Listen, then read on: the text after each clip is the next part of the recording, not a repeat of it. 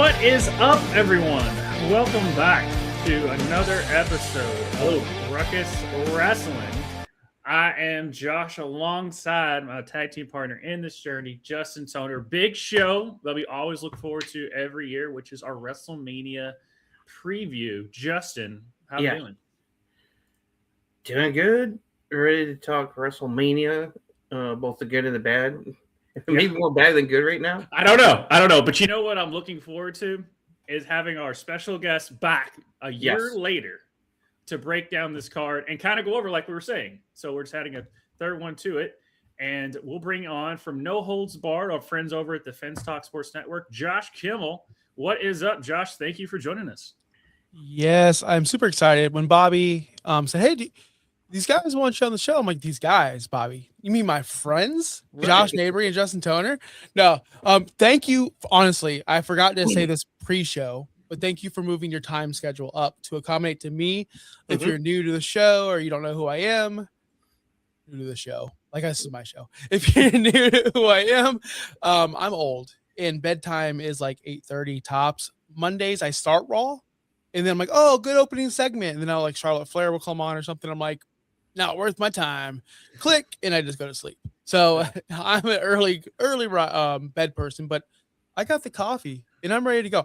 This is Alexa Bliss. I'm taking your gimmick from like 2012 or whatever this was. Don't sue me. All right.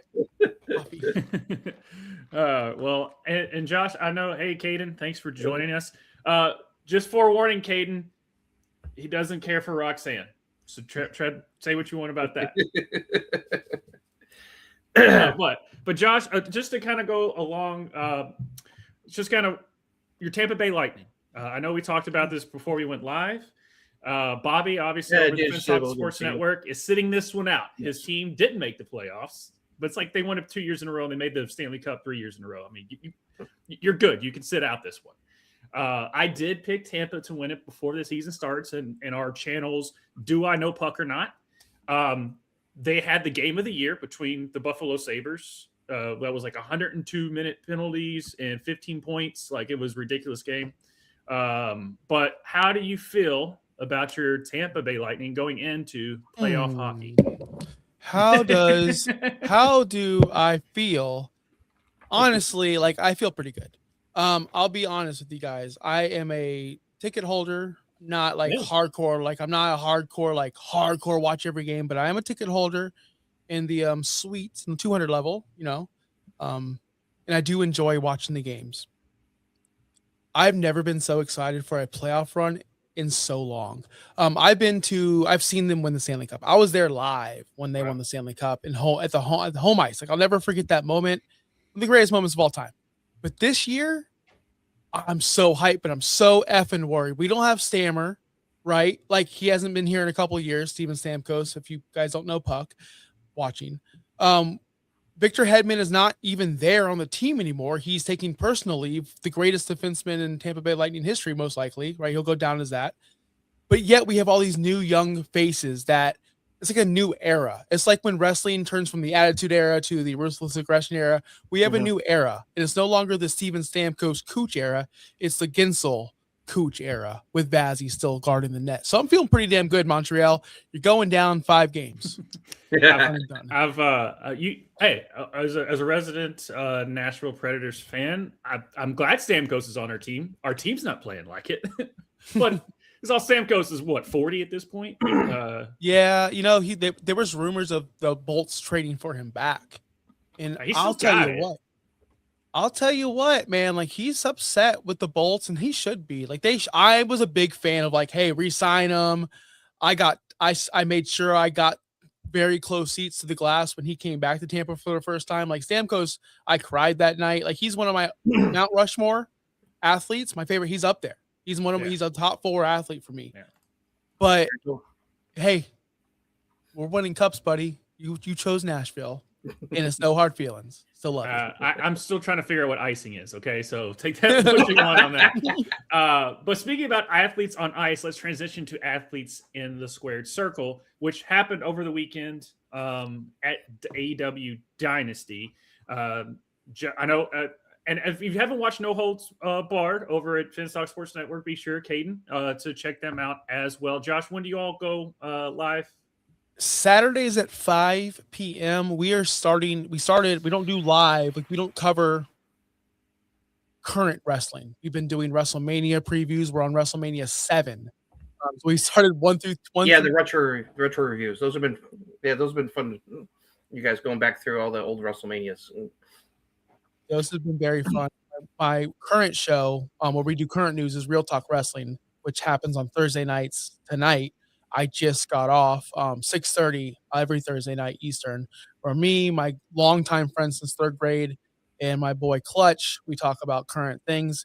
And I lose my mind. I've already lost my mind twice today on that show. So, well, Dynasty, another solid AEW Dynamite, AEW Dynasty.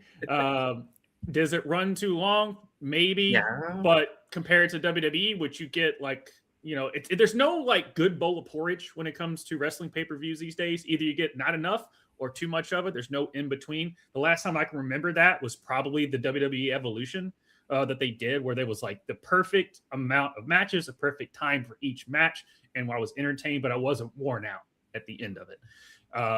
But obviously, Justin's got the card up. But Josh, your overall thoughts on Dynasty? my thoughts. So I'm glad you said length, right? Talking about length.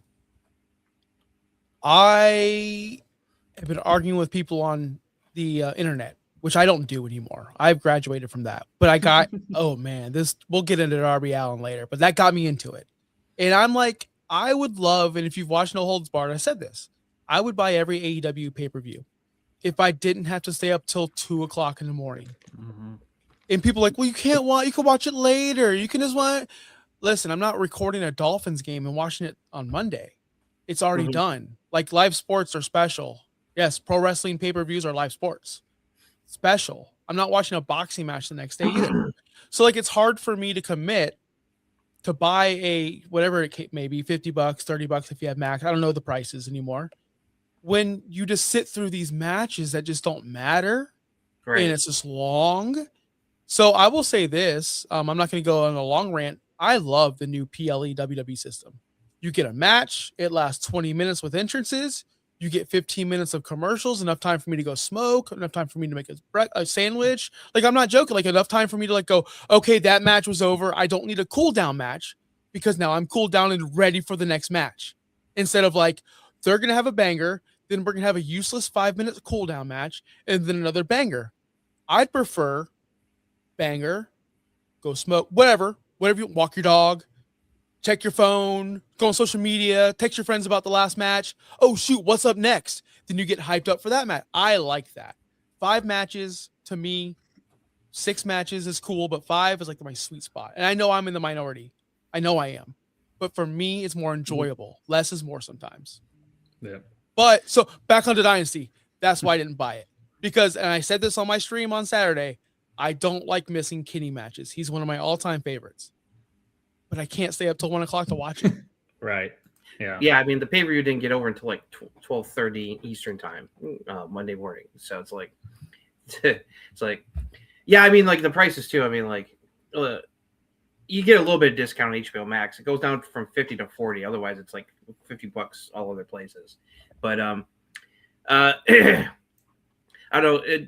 Do you want to run down just the results real quick, or do you just want to go over? Yeah, just run the results, and then we'll kind of give our basic thoughts on it. So the results were the opening match. Well, we're going to skip the pre-show because nothing too important happened with the pre-show outside of Camille suddenly being released from Tony Khan's catering prison. Did this guy wrestle? The Boom? The Boom guy? No, thankfully not. Oh, no. Oh, damn. I just forget that he exists in AEW half the time. So Yeah, when you were doing that, I'm like, are you? Oh no. Is that what he does? Guy. Like, is that what he does? Like, I don't know. Well, is that what he does? He just does this. Okay. Yeah, it's a thing. Yeah, the only thing that was important that happened on the pre-show was Camille returning, which was like out of nowhere. It was that at least she's back on television. She hadn't been on television since like fall of 2024. It was weird. Anyway, though, the opening match was Don Callis' family against the Young Bucks. Young Bucks beat them because Takeshita decided to say "fuck you, Okada" and let the Bucks win the match on purpose because they hate each other. Ricochet shockingly beat Chris Jericho in his return match after being away for a year, but props for Jericho for putting him over. Darby beat Andrade El Idolo in one of the best matches on the show. FTR shockingly beat the legendary CNC Copeland and Christian Cage in Canada to keep the tag team titles. Kevin Knight won the gauntlet match to crown a new TNT champion because unfortunately Kyle Fletcher got hurt recently, so he had to vacate the title, which sucks for him. He's going to be out for a while. Tekla, no surprise, beat Jamie Hayter to remain AEW Women's Champion. Moxley defeated Will Ospreay to retain the Continental Championship. The Conglomeration won the Trios titles from the Dogs. Don't know if that was because Gabe Kidd separated his shoulder during the match to cause the title change. I don't know if that was planned, but, happy for those guys. They got some gold. And, of course, the main event, no surprise. It was a great match, but MJF beat Kenny Omega to remain AEW champion for the moment until we get to Wednesday's Dynamite, which we'll talk about in a second. I thought it was a good show overall, but yeah, it's like there's a couple of these matches that didn't need to be on this show. It's like Tony likes to shoehorn too much into the pay-per-view. Now this one wasn't as long as before. I mean, he shockingly kept it to like 9 matches. Usually he's got like 11 or 12 matches on this show. It was only 9 on the main show, most with a couple on the pre-show. But still, between the pre-show and everything, that like you had wrestling from 7 p.m. Eastern time till 12:30 a.m. That's 5.5 hours altogether, including the pre-show. That's a lot. The Darby Andrade match was great. The main event was great. I like the storytelling with Moxley and Ospreay because Ospreay could have won the match, but he wanted to punish Moxley, and that ended up costing him the match, and he ended up losing because he was so focused on like revenge, not trying to win the match. Like he hit him with like 2 hidden blades right off the beginning of the match, and it's like even the announcer's like, "Why isn't he pinning him?" I was shocked by FTR keeping the tag titles. I thought that they were going to job these to Cope and Christian, especially since this was in Canada. So that was a surprise, but still pretty good match. Not as awesome as I thought it'd be. Happy for Kevin Knight. It's like we'll see if this will be good for him. I was kind of wanting Tommaso Ciampa to win it, but it is what it is. Tekla and Hayter actually had a pretty good match. I thought that was fine. Some of the other stuff was throwaway. Like Ricochet and Jericho was actually fine. Like honestly, Jericho looked really good. He's in amazing shape for his age right now. He's like really slimmed down and muscled up. So then that was a pretty entertaining match. Although it was last minute, you didn't really need to be on the show, but whatever. So overall, pretty good show. It's just the length is the typical AEW problems that the pay-per-view is too long, and some of the matches didn't need to be on there. But what was really good was really good. And the main event was great, as you would expect. MJF and Kenny were awesome. They killed it. Fun storytelling there, especially when it's like when he used the dive ring, he into the gut. It's going with the whole diverticulitis thing to cheat to win and everything. The entrance was something else with the whole devil outfit. Very Cody-esque, rising up from underneath the stage. It's like a friend of mine where I was chatting with while we were watching the show was like, she's like, I think he must have talked to Cody about that entrance. I was like, I wouldn't be surprised. It was very Cody-esque. I like the dichotomy between you get the one-winged angel and Kenny Omega, and then you get the I forgot about that. JF. There's a lot of people I like the way they did that. Yeah, there's a lot of people who are not thrilled that even though it was really delayed, that MJF got to technically kick out of the one-wing angel. I get it, but it's the third time, and it took 12 seconds for the. So if it'd be one thing if it was a straight up kick out, right? But it took. Oh yeah, if that had been that would have been bullshit. Unlike Booker T against Triple H, he actually kicked out this time. So even though it took forever to pin him, I still don't like the fact that Triple H went over on Booker T that one time. It's going to be Double or Nothing, then All In. Double or Nothing is the next pay-per-view coming up. Yeah. DSG, thanks for joining. I'm pretty sure he's a frequent over at your all's channel. on that. I do want to point out, yes, Caden, he's gonna let your Roxanne hate slide. Okay, he's gonna let that happen. Yeah, Dynasty was okay, like more story. Yeah, I guess, but the storytelling in the Moxley Osprey match, I will say this about the people online were giving crap to the no selling of when he got hit with a paradigm shift and then hit that literally happened like a month ago when Ilya and Carmelo Hayes with the code breaker to Ilya's finisher. So it's everywhere these days, and that's wrestling these days. I understand the frustration, but that is wrestling these days. It is a bit annoying when that happens sometimes, and I know it gets in a lot of people's cross, especially people like Jim Cornette who are old school, that kind of stuff. But the fans like it. They like it. They pop, it's like they're catering to the fans. So it's like, unless the fans don't give a shit, they're not going to do it. Yeah. Can I say something about just AEW in general? I'm just asking DSG if I'm allowed to still talk AEW, because this is an AEW question. So when WrestleMania was forming, and I'm not the heel character to pop myself up about how my predictions are always right, but we're going over like, oh, it's going to be Cody Roman, oh, it's going to be this and that, CM Punk, Seth, like everybody was like doing all this bullshit, and I'm like, guys, what's the biggest match that WWE has in their deck? Like, what's the biggest thing they have? And Justin, I'm sure you heard me say this many, many times. This is before it even happened. Like, Roman and Punk is the biggest match WWE can put on right now, unless you get The Rock out there. Rock and Roman is probably the biggest one, but that's not going to happen now. So the biggest match, this is before anything was made, and it happened because it's the biggest match they could possibly do.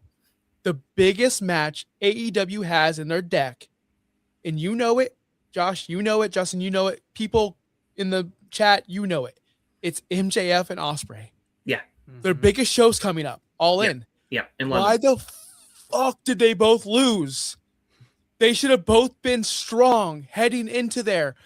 Ospreay needs to win the Owen. Ospreay needs to get that title shot in his home, whatever. Right. MJF needs to beat everybody and be the dominant heel, and nobody could beat him. But Will Ospreay, the biggest baby face in their company. How did you flop this so bad, Tony? How? Because now when they do meet up in All In, if that does happen, they are both losers heading into this match. They don't have the same feeling. It's like if Roman took a loss and CM Punk took a loss like 2 months ago, what would happen? We wouldn't feel the same. No, you got a good point there. I mean, we got another pay-per-view though before that happens, but yeah, I mean, we'll just talk about it. I mean, not going to go over Dynamite in detail because we've got WrestleMania to go over, but the biggest thing out of Dynamite was they were in Washington near Seattle, Darby's backyard, and they're hyping up the match, and I was thinking I could see him winning it, but I don't know if that would be the best call. I wasn't sure until Sting showed up, and then when Sting showed up backstage to give him a pep talk, I was like, oh yeah, he's winning now. I was like, as soon as that happened, I was like, yeah, he's winning the title tonight. They wouldn't have Sting do that and show up for Darby that way if he was going to lose. Plus, Darby's never cut a promo like that. Yeah, no, I mean, he had the passion in that opening thing where he's like wanting the title match that night. And also the title change is questionable because it's just a transitional thing. It was definitely done to hype things. MJF's going to win the title back at Double or Nothing because guess what? Double or Nothing is in New York City. Gee, who grew up near New York City? Who's from Long Island? Maxwell Jacob Friedman. So this is just a temporary title reign, which you can criticize that. That's fine.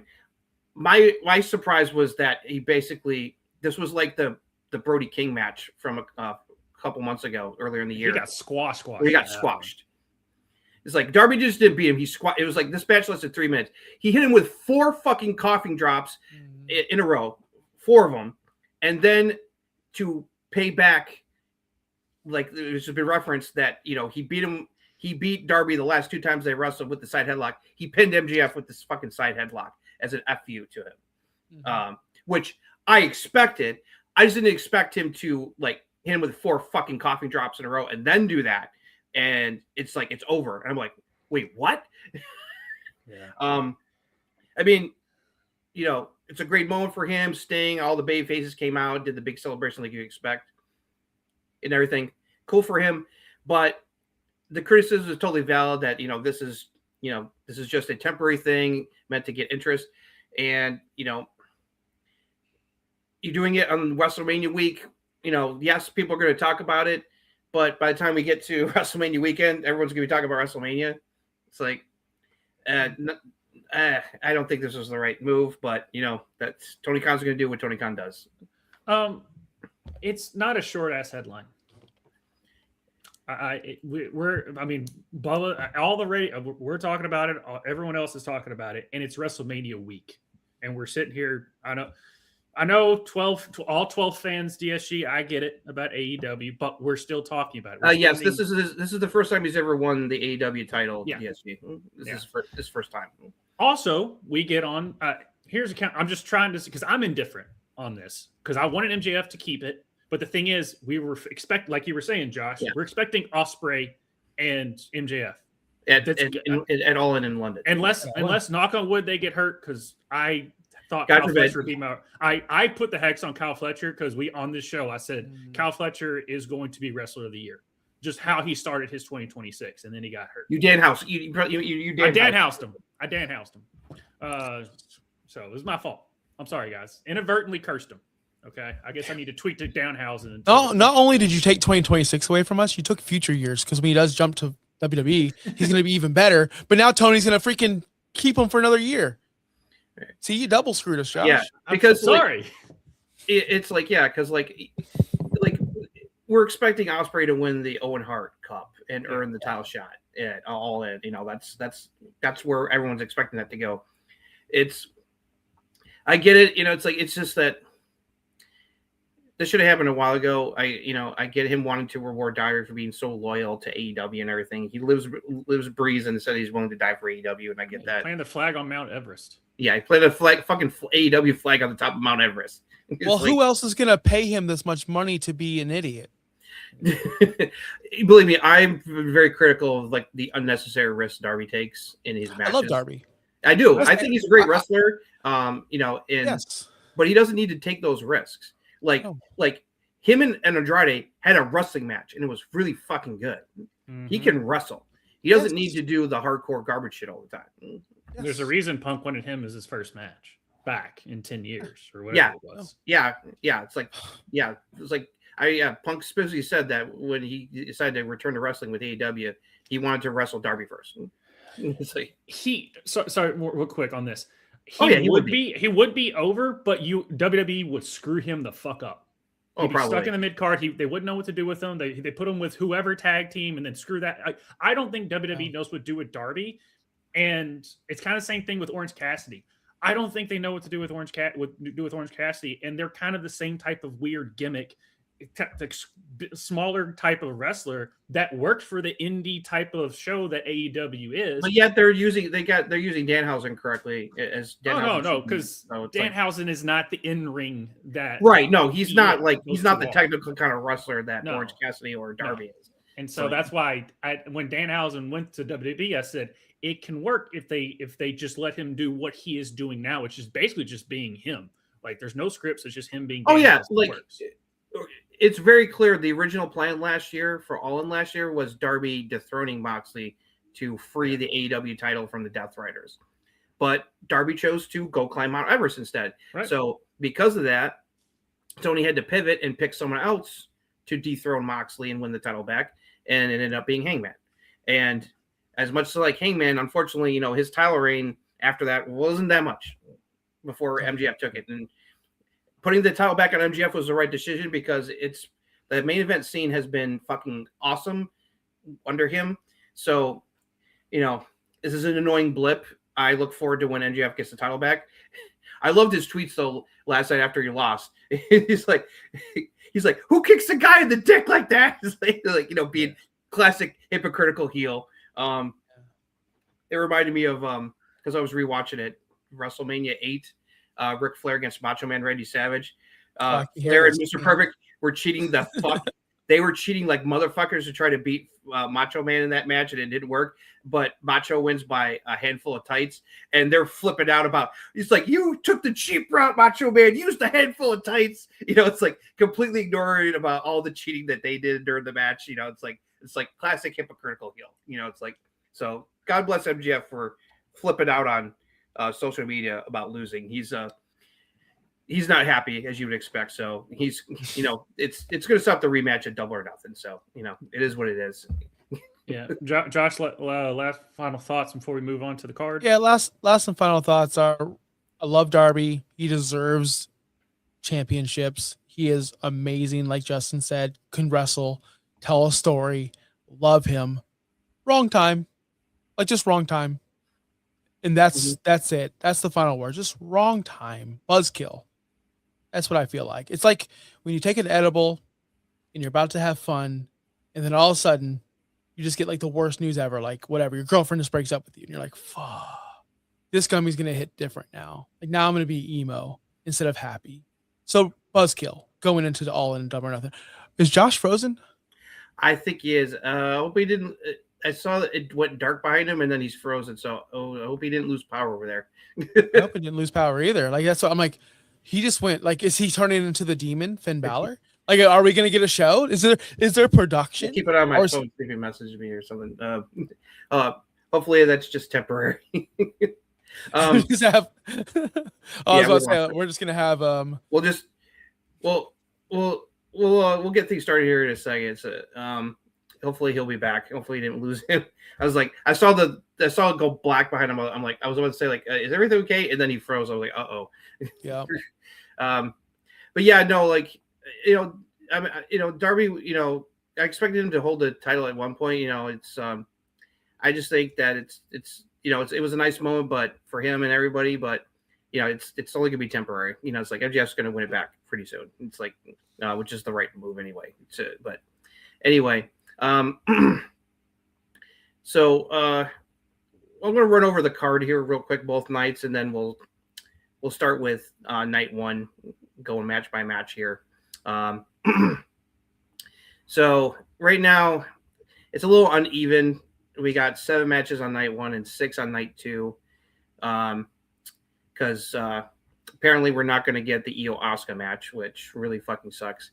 There's a lot of people who are getting left off the card that unfortunately shouldn't be. Like, I wish that Julia was defending the women's U.S. title on the card, but she's not. I don't know what happened there. I was talking to Josh about it at the beginning of the show. Like, I think the rumor was they wanted to do like Julia versus Tiffany versus Jordynne Grace, but then Jordynne Grace got hurt. She only just recently came back. She's been doing like main event matches, so she'll be back on SmackDown proper probably pretty soon after Mania. And then the Io Asuka thing, I think that was put on hold because they don't know if Nikki Bella is going to be able to go because she hurt her ankle and it may not be 100% for the match, and which doesn't make any kind of sense to me. Like, if she's not ready to go, just take the bells out of the match and make it a triple threat. It's like, why would you fuck over Io and Asuka match by inserting the Kabuki Warriors in their place? It's like, it's completely unnecessary. It's like, they can't go, just take them out of the match, make it a triple threat. I don't understand that kind of logic. It's like, it's weird.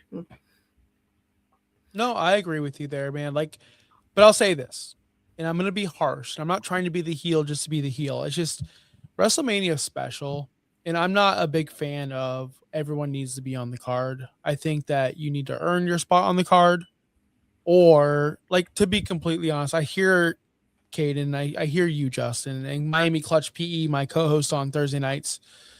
I'm sorry, but I don't care about Io and Asuka. This has been one of the worst feuds I've ever seen on television. Asuka, her bad acting, Io, her fake cry. I hated the whole thing, Justin. And again, some people liked it. That's fine. Like what you like, don't like what you don't like. So, like, I don't have the same passion as you do for Io being left off the card. Or Io versus Asuka. I feel like Io should have been put in a better spot rather than playing sidekick to Rhea Ripley and now being left out of the card because she has nothing else to do. So that being said, like, I understand if people are upset Io's off the card because she's a top draw. She's a top wrestler. She's probably the fourth best women's wrestler they have right now, maybe third. Mhm. I get it. I get why everyone's upset, but at the end of the day, not everyone can make the card, Justin. Yeah. No, it's it just I like them and I wanted to see the match. It's just it's unfortunate, but it is what it is. So yeah. I would have preferred Rhea Io instead. Rhea has to deal with having to try to make Jade look good, which good luck with that. We'll get to that in a bit here. Let's see here. Let me ask you, Justin. If Josh, we'll wait. I'll try to stall as much as I can. His power is like flickering on and off right now, so hopefully it will stabilize and we'll be able to get back. But he said just go on and continue. Hopefully he'll be back soon. But who else do you think was left off the card that was not fair or should have been on the card? Is there anyone else besides Io? The biggest crime, I think the biggest one for me though, the one that bothers me the most is Carmelo Hayes getting fucked. He should have had a U.S. title match on the show, but instead they decided to put the title into the whole feud between Sammy and Trick Williams, which didn't need a fucking title. So I think he's the one who got screwed the most. That should have been on the card in the first place. I agree with that. So cool. Because I like Carmelo. I think they should have made a triple threat match. I don't know why they didn't. I don't understand that. I was saying the same thing before we started the show, before we waited for you to get here. I was like, I don't understand why they didn't do a triple threat, between the three of them. And so Carmelo gets screwed by proxy. I like where the Trick and Sammy feud has been going, but it's like it was like doesn't make any sense. That guy has been working his ass off. He's gotten over. He's been one of the best things on the show with the matches he's been putting on while he was U.S. champion, and then you do this to him before Mania. Doesn't make any fucking sense. It's like it's brain dead booking, which I don't understand. It's like people thought that when Road Dogg left that SmackDown was going to be better. They were dead fucking wrong. The show still sucks.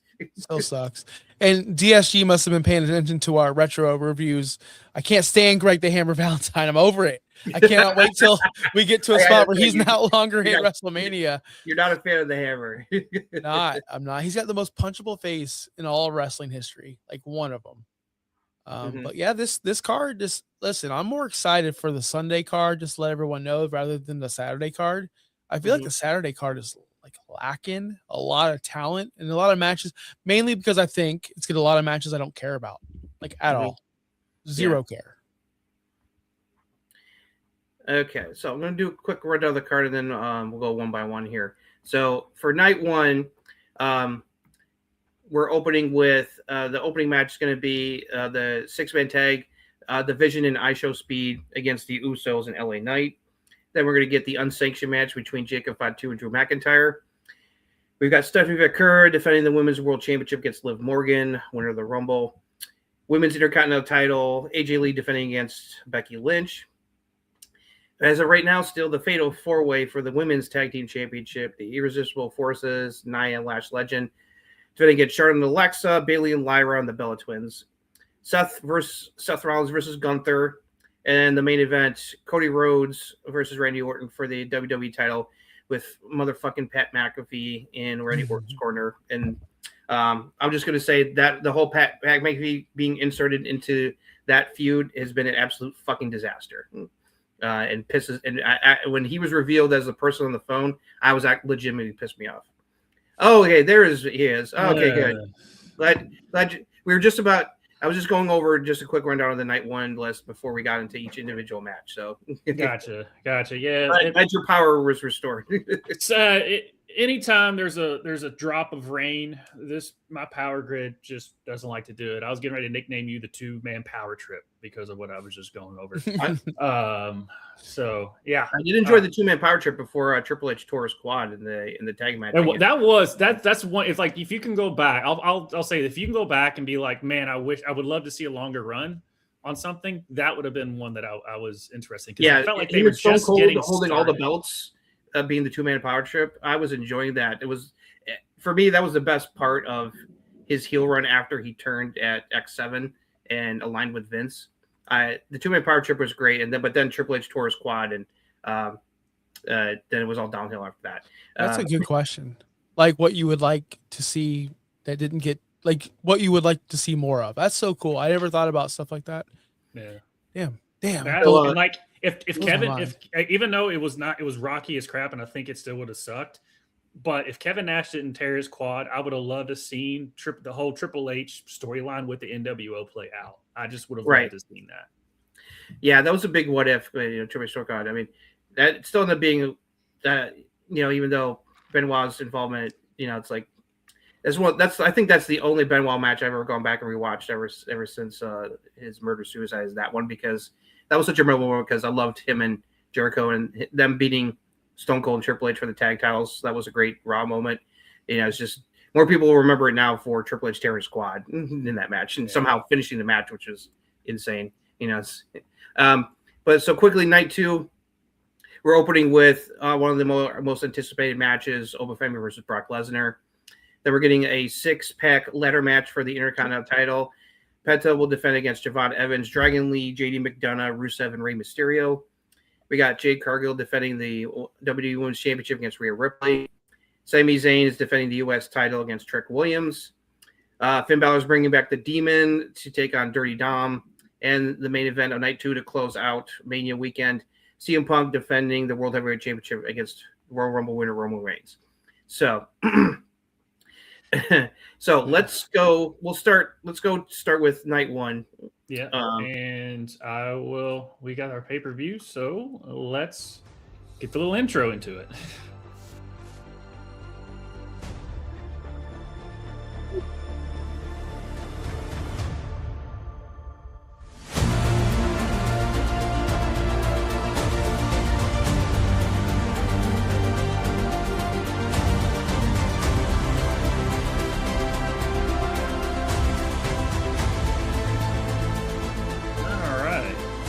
Yes, Jade. Yeah, I forgot to call her Jade Bird.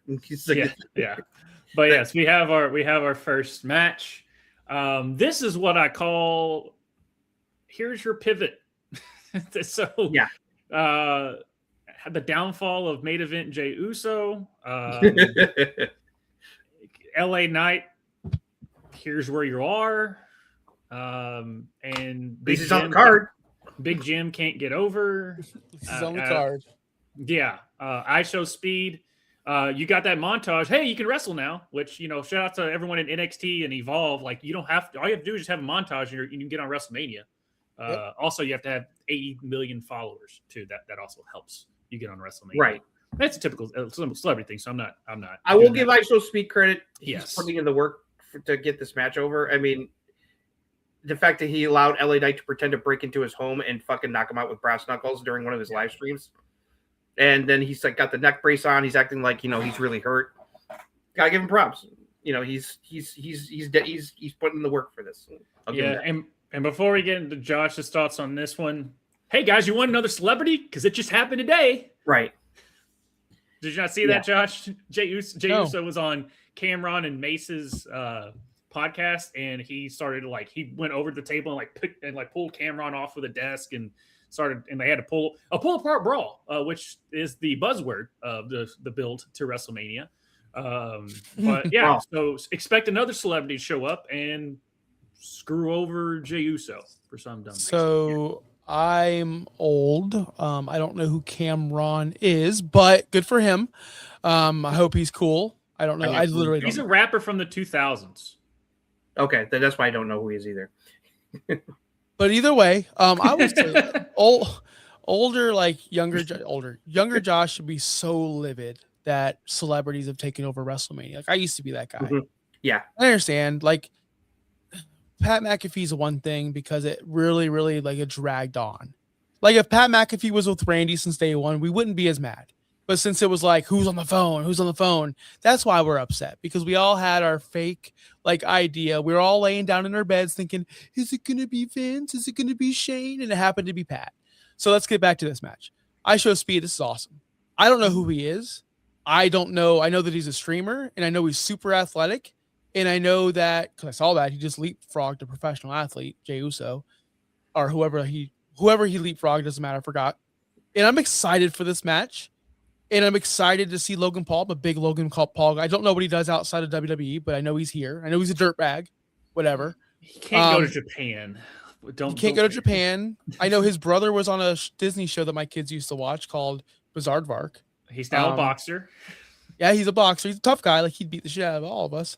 But they're all dirtbags. I think. Are we giving out predictions? Am I allowed to do that? Yeah, go ahead. No, I think we're seeing a turn here. Did anyone watch? It's okay if you didn't, because I don't want to read my. I just did this like an hour ago. I want to be different a little bit, but I'm sticking with this one. I think that the baby faces lose. I think Jey Uso's turning heel, and I think that LA Knight's going to get pinned, because I think Jey Uso's sick of LA Knight, and I think that everyone thinks that show's going to turn, and yada yada yada. At least that's what I'm hearing. No. Jey Uso, they're building for him. He's a freaking loose cannon. He's turning heel. He's going to get sick of LA Knight shit, and then that's when we see the turn. The Usos leave LA Knight by himself. Boom, done and done. That's what I think. Interesting. I mean, they got to do something with Jey Uso. Yeah, really. And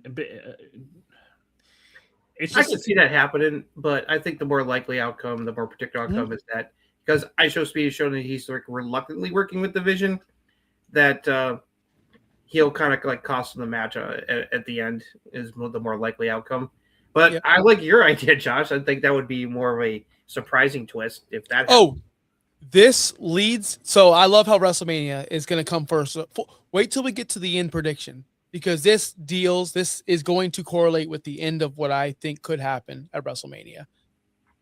Okay. That's all. Okay. All I'll say. Oh, okay. I see what you're. I get what you're. I'm picking up what you're putting down. So I'll go with the baby faces win this match. What about you, Josh? No, I think they're really going to showcase Speed, but Speed's also going to take a really big bump, like he took the spear. The Rumble, Rumble 2025. He took that. Yeah. DSG said, spear him out of his sneakers. Like, I know we posted that before. Braun's not going to be involved with this match. I don't know if Braun's even going to. We'll get into Braun and where he might show up later on in the card. If he's showing up in a later match. Yeah. If he even does. But yeah, I see the heels winning this. I don't know if there's going to be shenanigans at all involved with it. It's the kickoff match, so typically you really want to amp it up and really have a good one. So obviously you're going to start off with arguably the greatest tag team of all time, LA Knight, who's still super over. The Usos are over. And then two solid workers and a really athletic celebrity that I think is picking it up and cares. And we'll put in. This makes sense for an opening match. It's like for this to open on ESPN too. Yeah, that's right. The first hours of each night are going to air for free on the ESPN networks. ESPN 2 has the first hour of night 1, and then ESPN proper will have the first hour of night 2 free to try to lure people into sign up for ESPN Unlimited. Yeah. But they made something out of nothing with this. Yeah. They did. Because Austin Theory and Logan Paul had other plans. Maybe this was going to be just the Usos versus Logan Paul and Austin Theory. It could have been that. I don't know. Braun Breaker and Seth Rollins got hurt. Bronson Reed got hurt. Injuries really fucked up this Mania card so badly. It's not even funny. The Vision is before Danhausen. The Vision was the first curse that Danhausen did prior to WWE. You can't tell me differently. And also Danhausen curses was the catalyst, the first domino that caused this match to even happen, because he cursed ISO Speed, and him cursing ISO Speed cost the Usos the tag titles to the Vision in the first place, and that's how we ended up here. Yeah. So thank you, Danhausen. Yeah, and then Danhausen did get his blimp, guys. He did post a picture of him with a Goodyear blimp, so he did get his blimp. He also pretended to uncurse the Mets, and then the Mets proceeded to get destroyed by the Dodgers. So so much for uncursing the Mets. Danhausen. I'm gonna put all my money tonight on the Mets winning the World Series. If he uncursed them, I'm gonna do it. Yeah, I forget who it was, but like some prominent person was like, Danhausen, can you uncurse them? He was like, sure. Yes, uncurse them. This is the match that, as far as I thought this would have been the opening match, honestly, for night 1. I don't know. I just really, obviously Justin's a big Drew McIntyre guy. I like both these guys. They're hell of a workers. It sucks. Again, injuries. If it wasn't for Jacob getting injured, because this is what they were going to be doing anyway, this was going to be a culmination of a long-term feud. Am I happy? I don't like anyone getting hurt, but at least we got a Drew McIntyre decent title run. out of it, which he wrote so rightfully deserved. Even though they pivoted and all that other stuff, we still got what they were wanting to do anyway. I'm excited to see what they do with this. I'm expecting Drew to take the L because of the movie situation, even though he's been filming Highlander back and forth. Apparently, I saw a report on that. Yeah, they're still filming Highlander right now. They're not finished yet. Yeah, but I'm just expecting, like, who wins? I don't care. I'm just excited for it. Yeah. I'm actually pumped for this match because I think this is been one of the better feuds of all the matches on both nights. Has been the build to this feud. The promo work has been great. I love the one that Drew did just recently where he was doing it from inside a jail cell. Yeah, calling up Jacob Fatu's real life, jail time and legal issues, using that against him. It's always fun when they kind of use that, kind of like add a little like real life stuff to spice things up. And I've loved the intensity and the hate. I was really happy Drew got the title run, even though it was brief. Because if he had lost that 3-stage of hell match to Cody, it would have been a disaster for him. Jacob, it's funny. It makes sense because Jacob fucked that match up and allowed Drew to win, and so he rectified it by making sure that Cody won the title back after Elimination Chamber. And so now you got this blood feud, and I like that it's an unsanctioned match. It's going to be wild. These two guys are awesome. They're great workers. I think this might be one of the best matches on night one, depending on how these go. I expect Drew Jacob to win this match as payback. It makes sense for him to get a big win since he came back from having to get 12 of his teeth removed. I didn't realize it was that many. Like Rikishi said on his podcast that like he had like half of his teeth had to be replaced. It's like I was like, damn, dude. So that's why he was out for so long. So glad he's doing better after that. But I'm looking forward to this match. What about you, Mr. Kimmel? Yeah, I love the guys. Love the talent. Love Jacob Fatu. I love Drew McIntyre. She still be that. I love Fatu, and I love Drew McIntyre. I wish this was a more. I'm sorry. I hate to be the person that's like, oh, this, but I'm not. Like, I'm excited for this match, but I wish it was more. I wish it was better. I wish it was for something more. I feel like Drew dropped the title, and like let's rewind a little bit. Where we were just yelling about Pat. I don't want to talk about Pat the whole damn show, but wouldn't we all just prefer Cody, Jacob Fatu, and Drew McIntyre at this point? Like, I was wanting that as the triple threat originally, but I was okay with going with Orton and Cody until the Pat McAfee shit fucked up the entire build. Yeah, we'll get there. Yeah, but it made more sense before we got the story. It's kind of the same thing when John Cena turned heel, and then we got that shit. It's the same thing as like I can see the vision. We all. If the stories, you get 20 years of story. Anyway, I'm not going to get into it yet. Yeah, we can get into it, Randy. Yeah, but like this match just is like, oh, Drew was here and he was on top, and Jacob Fatu was here, then he got hurt, and then like what DSG said, he's lost a lot of aura. He has. So like, I hope this brings back more aura. I hope this feud can get things going. I hope we can get back into it because both these guys are awesome. Yeah, both of these guys are awesome. I think Jacob Fatu has to go over. Drew can afford to lose, but Jacob cannot. So that's what's going to happen. Just please, WWE, I know you're on TV for this. I know you're on like TV, ESPN. Yeah. Don't do the cartoony stuff where Drew gets a fire extinguisher, like the basic cartoony, unsanctioned spots. Like, can we be more realistic? I hope so. Short of blood loss, because they're not gonna be allowed to bleed with this being on ESPN for the first hour. But I hope it's properly violent without bloodshed. And can I give you my dream ending? Yeah, where it protects everybody. Drew is pinned against the steel steps outside the ring, and Fatu just hip ass to face over and over and over until Drew's just like he can't contain. Like that's it. Oh, he's like because it would make Jacob Fatu look aggressive again. He just bashed this guy's face into the steel steps with his ass like 4 times in a row. Kind of like the whole thing he would do with Bronson Reed. And then Drew's just left. Like he can't. How could he compete? He didn't get pinned. He just left for dead on the steps. Like that, for some reason in wrestling terms, passing out, being choked out is more makes you tougher than just getting pinned 1, 2, 3, but you're still knocked out. Right. But it looks less weak for some reason. That would be cool. I think that'd be a great ending, but they don't have the balls to do that. They don't. I really like that. That would put Jacob back into badass territory, which is where he needs to go. I'm hoping that they do that, because I kind of with DSG, he's lost a little bit, but that's because he was injured, and then he came back, and they've just trying to rebuild this. Him being out because of what happened with his teeth, he lost some of his momentum, and plus also that cage match at SummerSlam with Sol Sokoto was the shit. Like in the bad way. It's like it was not good. And that definitely hurt him as well. Yeah. That didn't help either. So yeah, they need to help give him his groove back, especially if he's going to be like a top babyface contender. If we're going to get heel Randy as champion after Mania, which is the most likely outcome.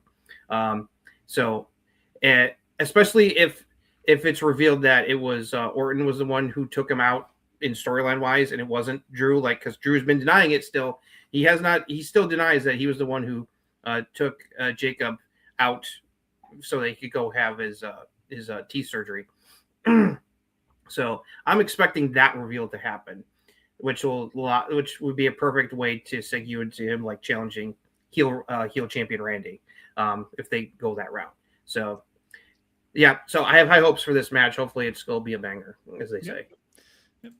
Next one, the 50-50 booking of a feud leading up to WrestleMania. They could have built this feud in 2 weeks based off the 50-50 booking that we were getting throughout the whole thing. Every time one of these, either the singles match or it was for a past 3 months, it's been paint by numbers. You know exactly what's going to happen. Yeah, and it just they lost.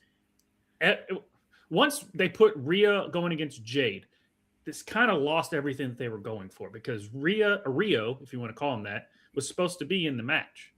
And then they had to pivot because they had no one else on SmackDown, because Jordan Grace got hurt, much less she already lost. So you weren't going to that. The big thing is Bianca not being able to be ready. She had to get another surgery to finally fix the issues she had with.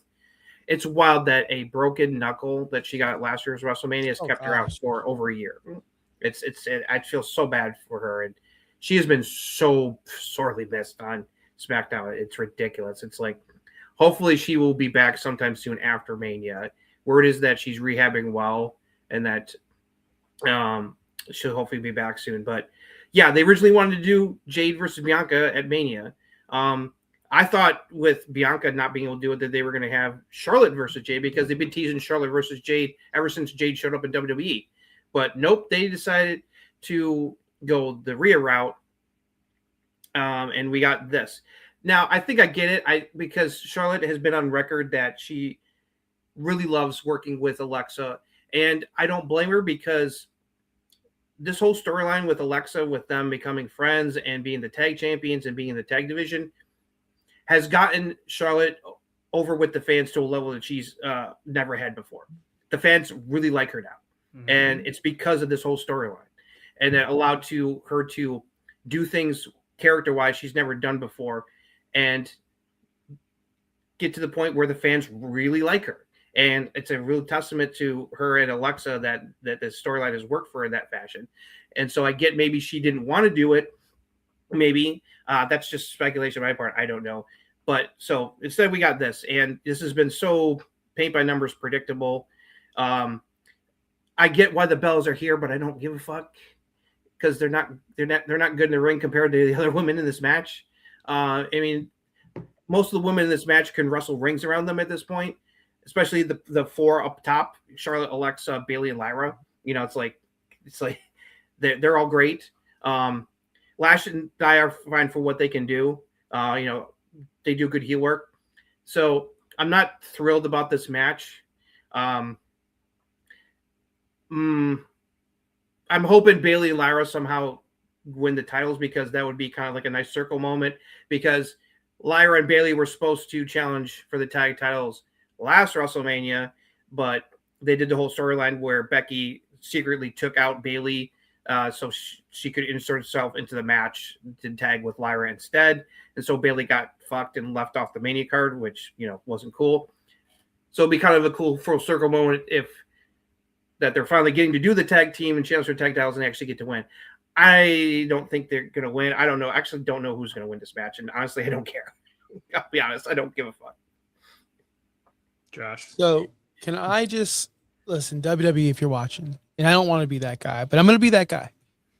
Could you just start, like, can I just, when they do the whole, like, whatever matches before this, and you do your little come to Las Vegas and do your little promo thing, can you just hit the Bellows music so I could watch the entrance and then I can go smoke? Like, can we do that? Because, of course, Nikki is the finest woman that's ever been on WWE television. And that's it. Like, I don't care. I don't care. I think Lash Legend and Nia Jax should win, by the way. And don't tell anyone I said that. I hate Nia Jax. I can't stand her, but I love Lash Legend. I think Lash is great.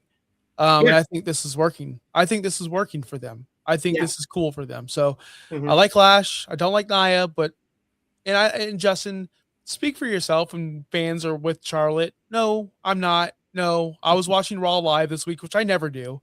And she came on and I said, nope, that's a true story. Like, no, I'm not. I know you're not a fan of Charlotte. I'm just saying that the fan base at large. I get it. Yeah. I know you've never been a fan of Charlotte.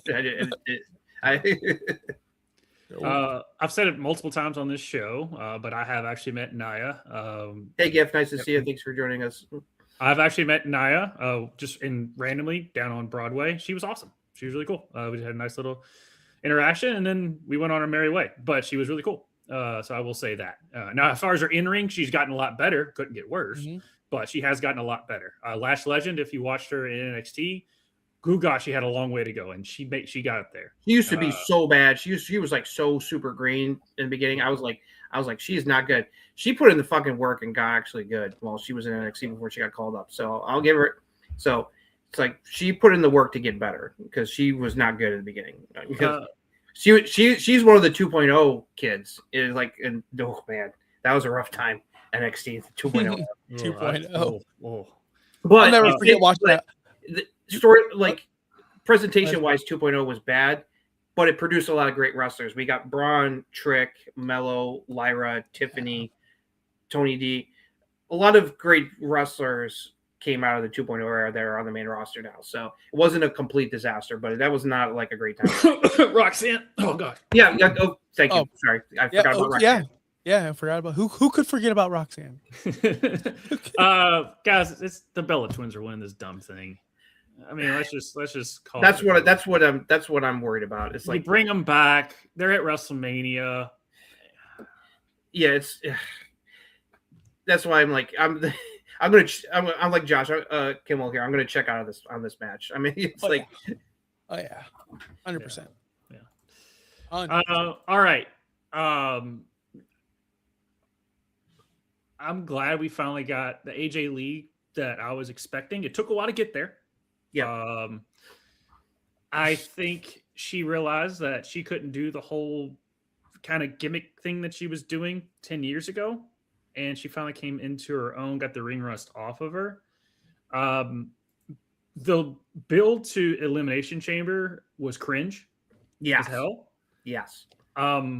Then ever since Becky came back and they started attack. Now, granted, their two promos were duplicates. They just in different settings. I expect Becky to get the title back, and then AJ goes off for another decade and then comes back for SummerSlam or whatever, because she's on that type of contract. I would love, obviously, Josh, take your earplugs out. I'm hoping AJ and Roxanne have a match at some point before AJ decides to do that. Hey, look, I need the mother-daughter match, okay? All right? I need them. Caden, if he's in there, if he's still in the chat, he'll agree with me. Yeah. But this build has been a whole lot better as far as the build-wise. Now, granted, the build to Elimination Chamber wasn't that great, so it's not right. Say what you want on that. But I expect Becky to go back over on AJ just because of how AJ's contract probably is. So it's not really more of who I want to win. Yeah, I want AJ to leave to win everything until she like faces Roxanne or passes along or lets another young talent go over. Mm-hmm. But this was as soon as AJ Lee came back, this is the match that we wanted. We're getting it two times in a row. Do I think they shouldn't have done it at Elimination Chamber and built all the way up to it? maybe, but it was in Chicago, so of course you're going to have that match there. So it is what it is on it. But I expect Becky to go over at this one. Yeah, I'm expecting Becky to win. When AJ came back, I was looking forward to this feud because of the possibilities, and it took a while to get there. Like, I thought that, like their work in the Elimination Chamber match was their best yet, and hopefully this will continue. But I fully expect Becky to win the title back because AJ has owned her this entire feud. She made her tap out at WrestlePalooza. She made her tap out in War Games. She made her tap out again to win the title Elimination Chamber. It's like Becky's 0-3 against AJ in this entire feud. So the only thing that makes sense is Becky finally gets the title back and finally beats her here at WrestleMania, which I'm perfectly fine with because, as cool as AJ is and that she's back, she's on like a part-time kind of deal. So, they gave her big, moment in Chicago by winning the title Elimination Chamber. It's cool. But give it back to Becky. Even though I don't think Becky needs to be in the IC title, she should be back in the world title scene. I really want to see Becky versus Stephanie McMahon feud. Two of my favorites. I love Becky Lynch. She's one of my favorite wrestlers ever. She's the reason I came back to start watching wrestling again after I took several years break because WWE sucked ass. So I'm always going to be a Becky stan. So hopefully this will be good again, and Becky should win the title back. So note to self, don't trash Becky here. If you've watched me before, I'm not a biggest Becky fan, but I love this is the best work she's ever done. Her heel work itself? Oh, yeah. This heel work has been some of the best of her career. Period. It's the best. When she turned into Big Time Bex, it was one of the worst runs. Oh, it was terrible. Big Time Bex was not good. Again, Bianca. Yeah. I think that was more, sorry, Josh, that was more a victim of the person that was in charge at the time rather than what Becky as a person. Because this was if you let heel Becky be heel Becky, this is the Becky we expected. This is one of the greatest female wrestlers of all time, Becky, and the talent going through and presenting herself and not just, here's a bunch of shit, figure it out. And that's what Big Time Bex was. Yep. I agree with everything you just said. So I'm not going to trash Becky. So what I'm going to do is I was never an AJ Lee guy. I'm not going to trash her. I'm not trying to not get invited back, guys. I promise. I'm not. I'm getting things are about to bit. This is you're fine. I just talked about this on my last stream on my show, and it's like, God, the Saturday card sucks. Like, I'm not excited about anything on this card. So but the Sunday cards, I'm excited for almost everything except for Jade. So this match, again, I don't care about AJ Lee. You guys said it. It was rocky. And I'm a person, if you didn't notice yet, if I don't like something, I'm not going to hate watch it. I'm not going to just waste my time. I'm just going to fast forward. I haven't seen a segment of theirs in almost 2 months. I don't care. Like, I'm going to watch the match, but I haven't seen the build. So what you guys have been saying is probably true. I'm just one of these people who's like, I'm done. I'm not going to keep on giving it chances. I've seen it.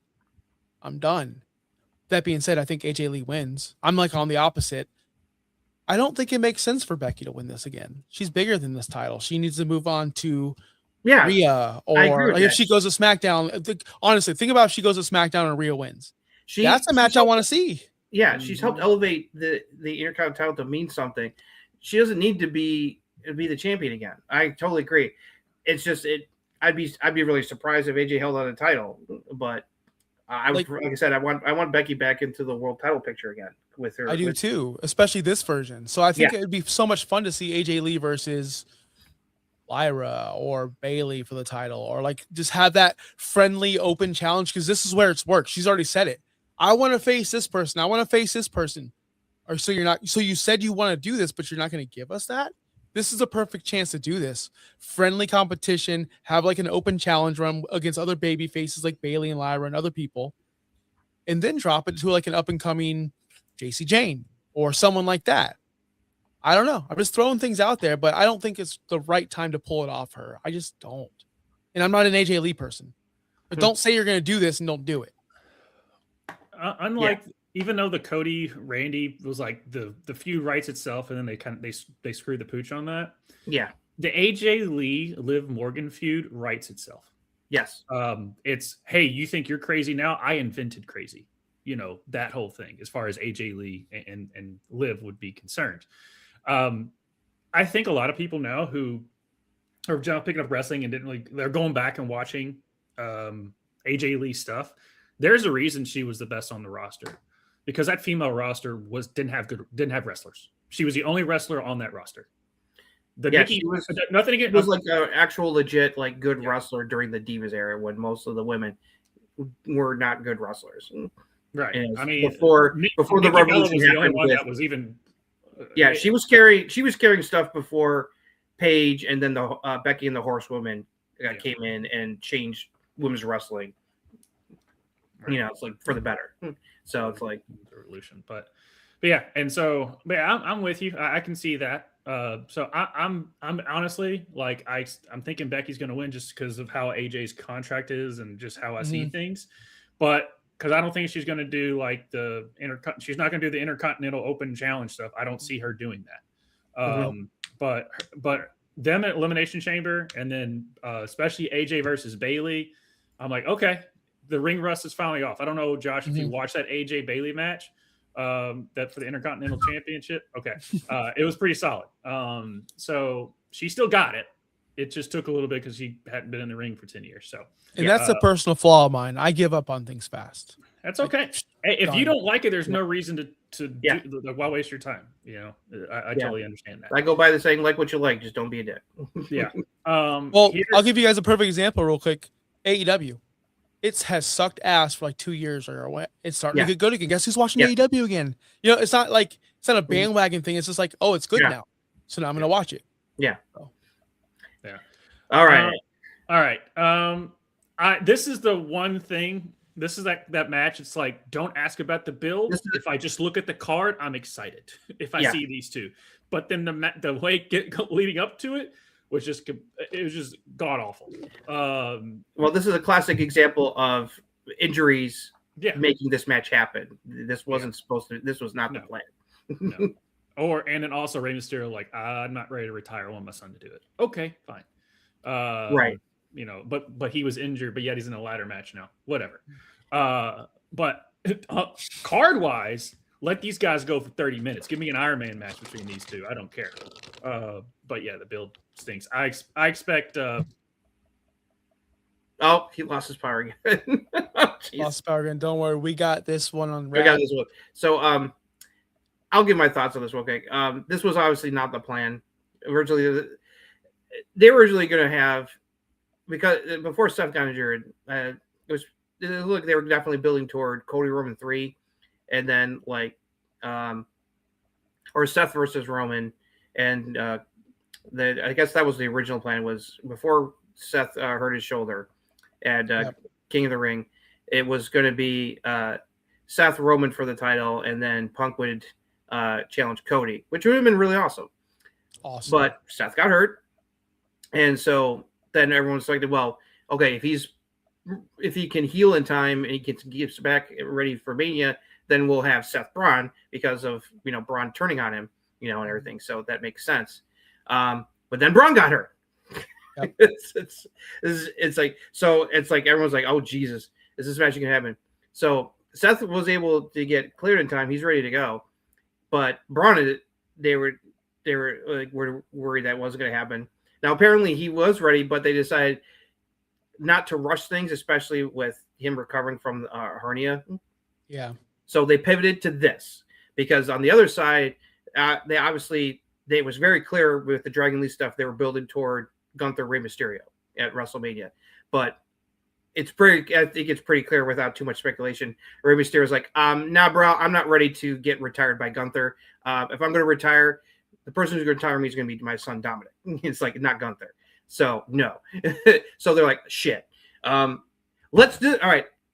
They don't have any opponents. It's like, let's put them together. Yep. I do appreciate they came up with a reason why. It's at the last minute, but at least it's something. So the match will still be awesome, but the build has been, last fucking minute, pivot because of injuries and other things. So, that's where we are.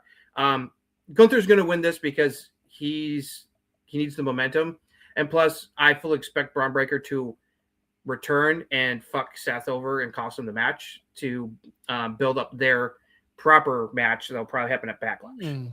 I don't see that. I don't see Braun Breaker. I don't think we see Braun Breaker this week. You don't think so? Okay. No, I think that didn't Gunther say like I'm doing this, like I'm not doing this for you, but you owe me a favor, or you owe me one? And that's clearly going to be the what people expected to happen like 2 years ago, Gunther versus Brock, and that will happen. I think you could be possibly right there, but possibly not right there. Let me throw something else at you, because again, anything could happen. What if? So if Braun interferes, Paul Heyman will say, "Well, you only won because Braun Breaker's back. I don't owe you squat." It's squashed. So it wouldn't make sense. That's fair. So it wouldn't make sense. Mm-hmm. So Gunther puts Seth to sleep. What if Roman beats CM Punk, which is very possible, and Gunther's his favor is get me that match with Roman. What if that's the match we get? I would like to see that match. I would love to see that. Yeah, I don't know. I know nobody's thinking about that. This is just me outside thinking. And when I said Roman versus CM Punk, when there was not even a blink in anyone's eye, a twinkle in anyone's eye, I got the sideways look. I'm like, look, that's the biggest match though. But nobody wanted to listen to me. Now, what if that happens? Again, I doubt it. I highly doubt it. But it doesn't make sense for Gunther to say, hey, I beat Seth for you, so now I'm going to be another one of your guys. What? Why would I let you beat one of my guys? Like, that doesn't make sense to me. So, like, that's not why I think Gunther's going to use his favor on. I think it's going to be something bigger. I don't know, but Gunther's winning this match with no help because, again, Josh, you didn't hear this part. If Braun Breaker does the interference and causes Seth to win, then what is the point of Gunther saying you owe me a favor, you owe me one now? No, you don't. My guy had to help you. I don't owe you shit now. Okay. If Gunther chokes him out, yep. Then maybe the better route, maybe if not that, then maybe have Braun show up and attack Seth after he loses. It's like something like that. Just real quick, I saw Caden mention this earlier, and I just confirmed it is true. They're doing Julia Tiffany title match for SmackDown tomorrow night instead of Mania. So anyway, Mr. Mayberry, glad you're back again. I'm afraid to talk. I know. It's like you can't hear. Hopefully you will not have any further power outage issues here tonight. 300 of these shows that we've done over the past couple of years, and this is the first time it's going on. Yeah, really. It's like this is the first time. I think they know that this card is so bad on night one that they just don't want me to talk about it. I mean, this is besides Drew versus Jacob Fatu. This is the other match I'm really looking forward to paper wise on night one. Yeah. It is going to be one of the better matches for night one. It's just that, like I was saying before, his power cut out. This was a major pivot because of injuries and Rey Mysterio not wanting to let Gunther get retired by Gunther. So this is why we have this match. At least we got a reason. The favor is definitely an intriguing storyline idea that can pay off down the road. Mr. Mayberry, how are you feeling about this match and who you think's got it? I'm excited for it because these are the two top 5 best workers on the roster. Mm-hmm. Oh, yeah. I don't remember a bad match in recent memory. Obviously, that Hell in a Cell with the Fiend, we understand that. But again, different people are in charge. But Gunther, dude, that Dragon Lee match on Raw was dope. It had no reason being as good as it was, and that all is because Gunther knows how to storytell and even let the smaller guys himself for smaller guys. And we're like talking about, oh my gosh, Dragon Lee now. He's putting people over even when he beats them.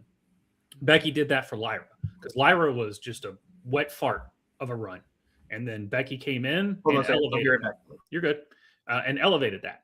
So Gunther is one of the best guys on the roster. I don't know how Gunther loses this when you're doing the retire everyone run. You retire John Cena, retire AJ Styles, you retire Goldberg, and then you lose to Seth Rollins on a pivot. It just doesn't make sense to do that. And it's not really going to do anything wrong with Seth, which I still think Braun's going to do something to cushion the loss that Seth will take. This was supposed to be, going back to injuries, we're probably going to get Seth and Roman at this point. But then Seth got hurt. I'm guessing. I don't know. And then we were going to get Cody and Punk because they were kind of already teasing that as it was. But then, Seth just wasn't there. Yeah. Yeah. Just read. My turn next, brother. Yeah. So yeah, I expect Gunther to win this is because you just, especially with what we think he's going to do, which is retire Brock Lesnar, you lose. It kind of the same thing when you were saying about MJF and Ospreay at All In coming up that we're expecting to get. It's a little dampered now. Gunther beating Brock and retiring Brock is dampering the run because Gunther's run with the title was terrible. It was terrible, especially compared to his IC run. But even with his IC run, even though it took forever, everything had stakes to it. It just once he got the title, it sucked. You can't lose the momentum, and it's not like Seth has any momentum now. I'm just glad he's back. So I would go with Gunther, just based off of what you're trying to do. Yeah, Gunther winning is a no-brainer. Yeah. They did the best they could with the language barrier that Stephanie has with this thing. Shout out to Liv and them having every single pull-apart brawl and every single angle to a pull-apart brawl that you have. Because I think for about a month straight, it was just them coming out and just beating the crap out of each other. I think they saw what the two Americanos did at AAA over the weekend at that pull-apart brawl, because everyone was like, why couldn't we get this? And then we got that when Kathy Kelly took a bump and had to be walked out and like all that stuff. And Liv is just screaming. They even did the cat meme. That whole meme with that one woman, and it was like, and they had Liv as the woman screaming, and then they put the makeup on the cat of the Stephanie, put horns on the cat. I just so you know, I saw that on the internet today. I fully expect Liv to win this, because if Liv doesn't win this, then take her to SmackDown, because you've lost all the momentum you have. I don't think it's going to hurt Stephanie at all. But the feud is the best that they could have done with the situation they had. But I fully expect Liv to win this. Yeah, I wasn't sure about this matchup. I thought, like, on paper, it can be a really good match. But I was like, where are they going to come up with a good storyline? Well, it took a while, but they did a really good job of building on this match of that these two really fucking hate each other right now. And they want to destroy each other. And they're bringing the intensity and the hate, and I really like that. Like the other one was the unintentionally brutal one where she accidentally knocked Liv and Roxanne's heads together and then put her face first through the TV. That was pretty gnarly. And then the brawl there with poor Kathy Kelly getting knocked down. Props to her for willing to take that kind of a bump, even though she's just an interviewer. But yeah, this has been a good build after a while. It took a bit to get there. So I'm actually looking forward to the match. To give them their time, I think this will be really good. Won't be surprised if Liv wins this, because as much as I love Stephanie McCurry and she's awesome, it's okay if she loses the title here. I mean, this is like her first run as champion, and to be honest, it hasn't been too spectacular, unfortunately, and that's because of the booking. She's had it for 200 plus days. It's just a pretty good run. But I think having Liv win the title here opens up a lot of interesting storyline possibilities, especially with Roxanne and Raquel.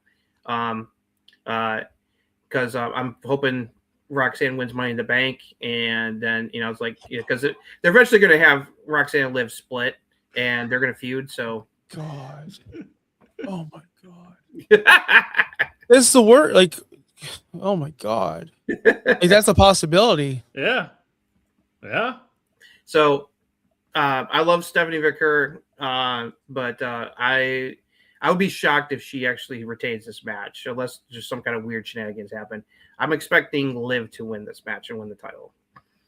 I would love for Roxanne to win the Money in the Bank now that I'm thinking about. Not love, like pick someone else She's terrible. It's different. But it's different. It's different. But like, here's what I don't want to see, because I know Liv's gonna win. It's pretty obvious. She deserves a win. She's the best. Been saying this for a very long time. The best women's wrestler in the world. I don't care what anyone says. I don't care what. Oh, Mercedes. I love Mercedes, by the way. Big Mercedes guy. If you haven't known, that's my girl. Come back home.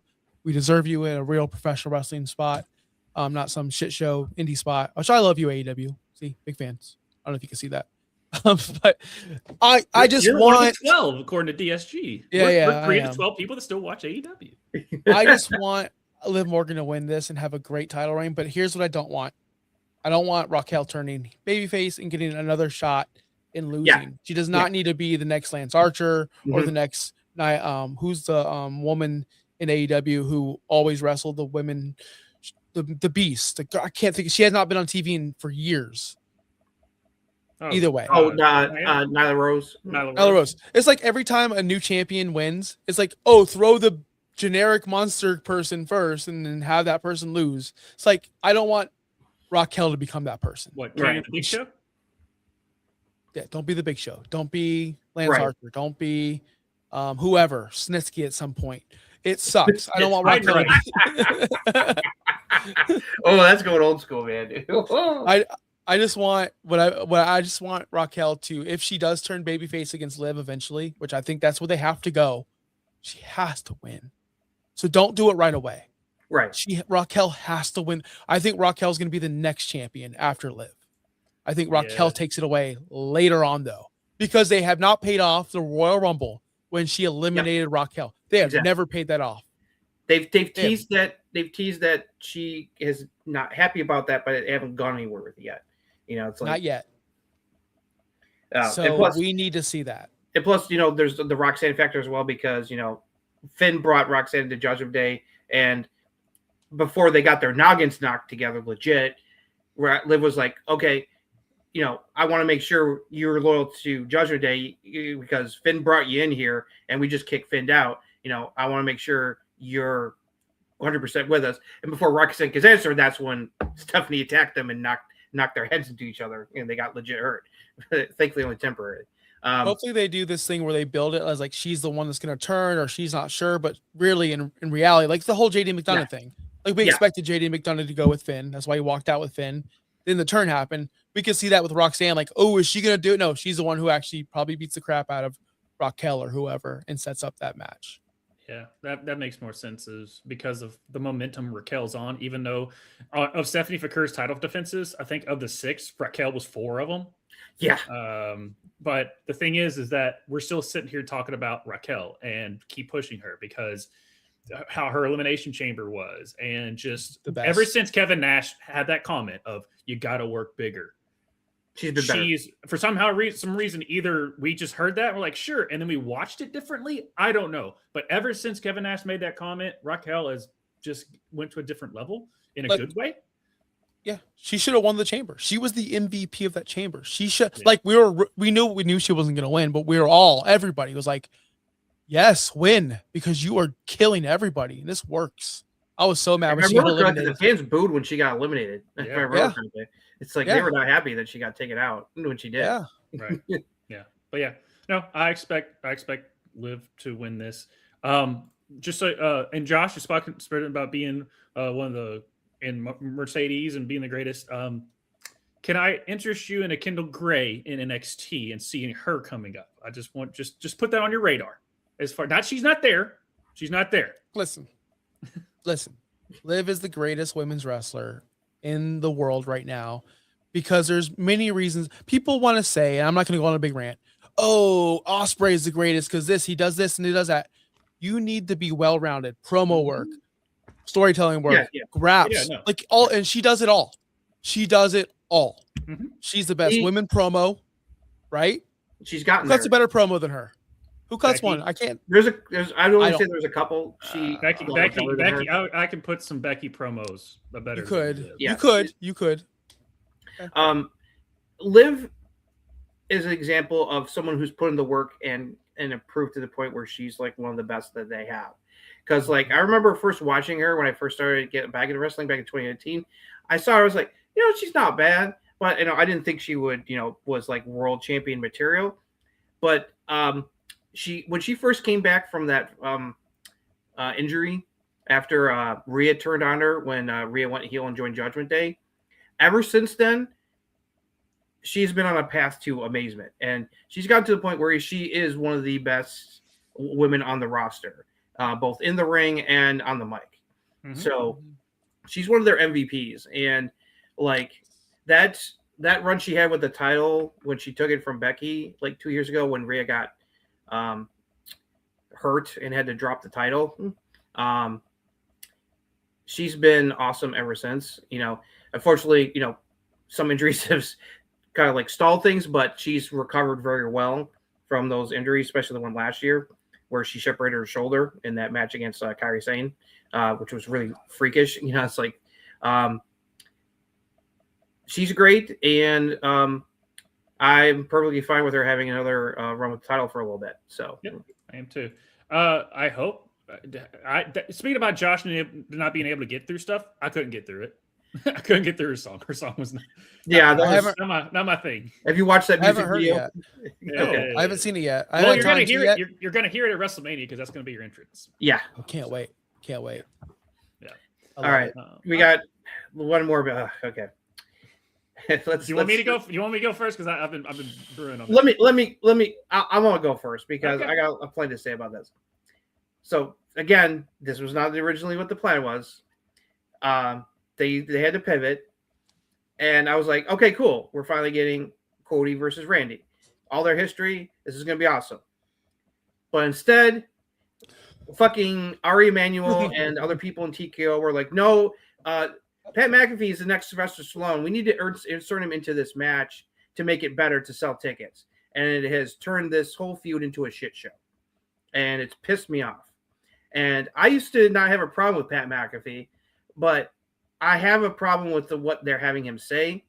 Like some of the stuff he said when the reveal worked, but it was the wrong person fucking saying it.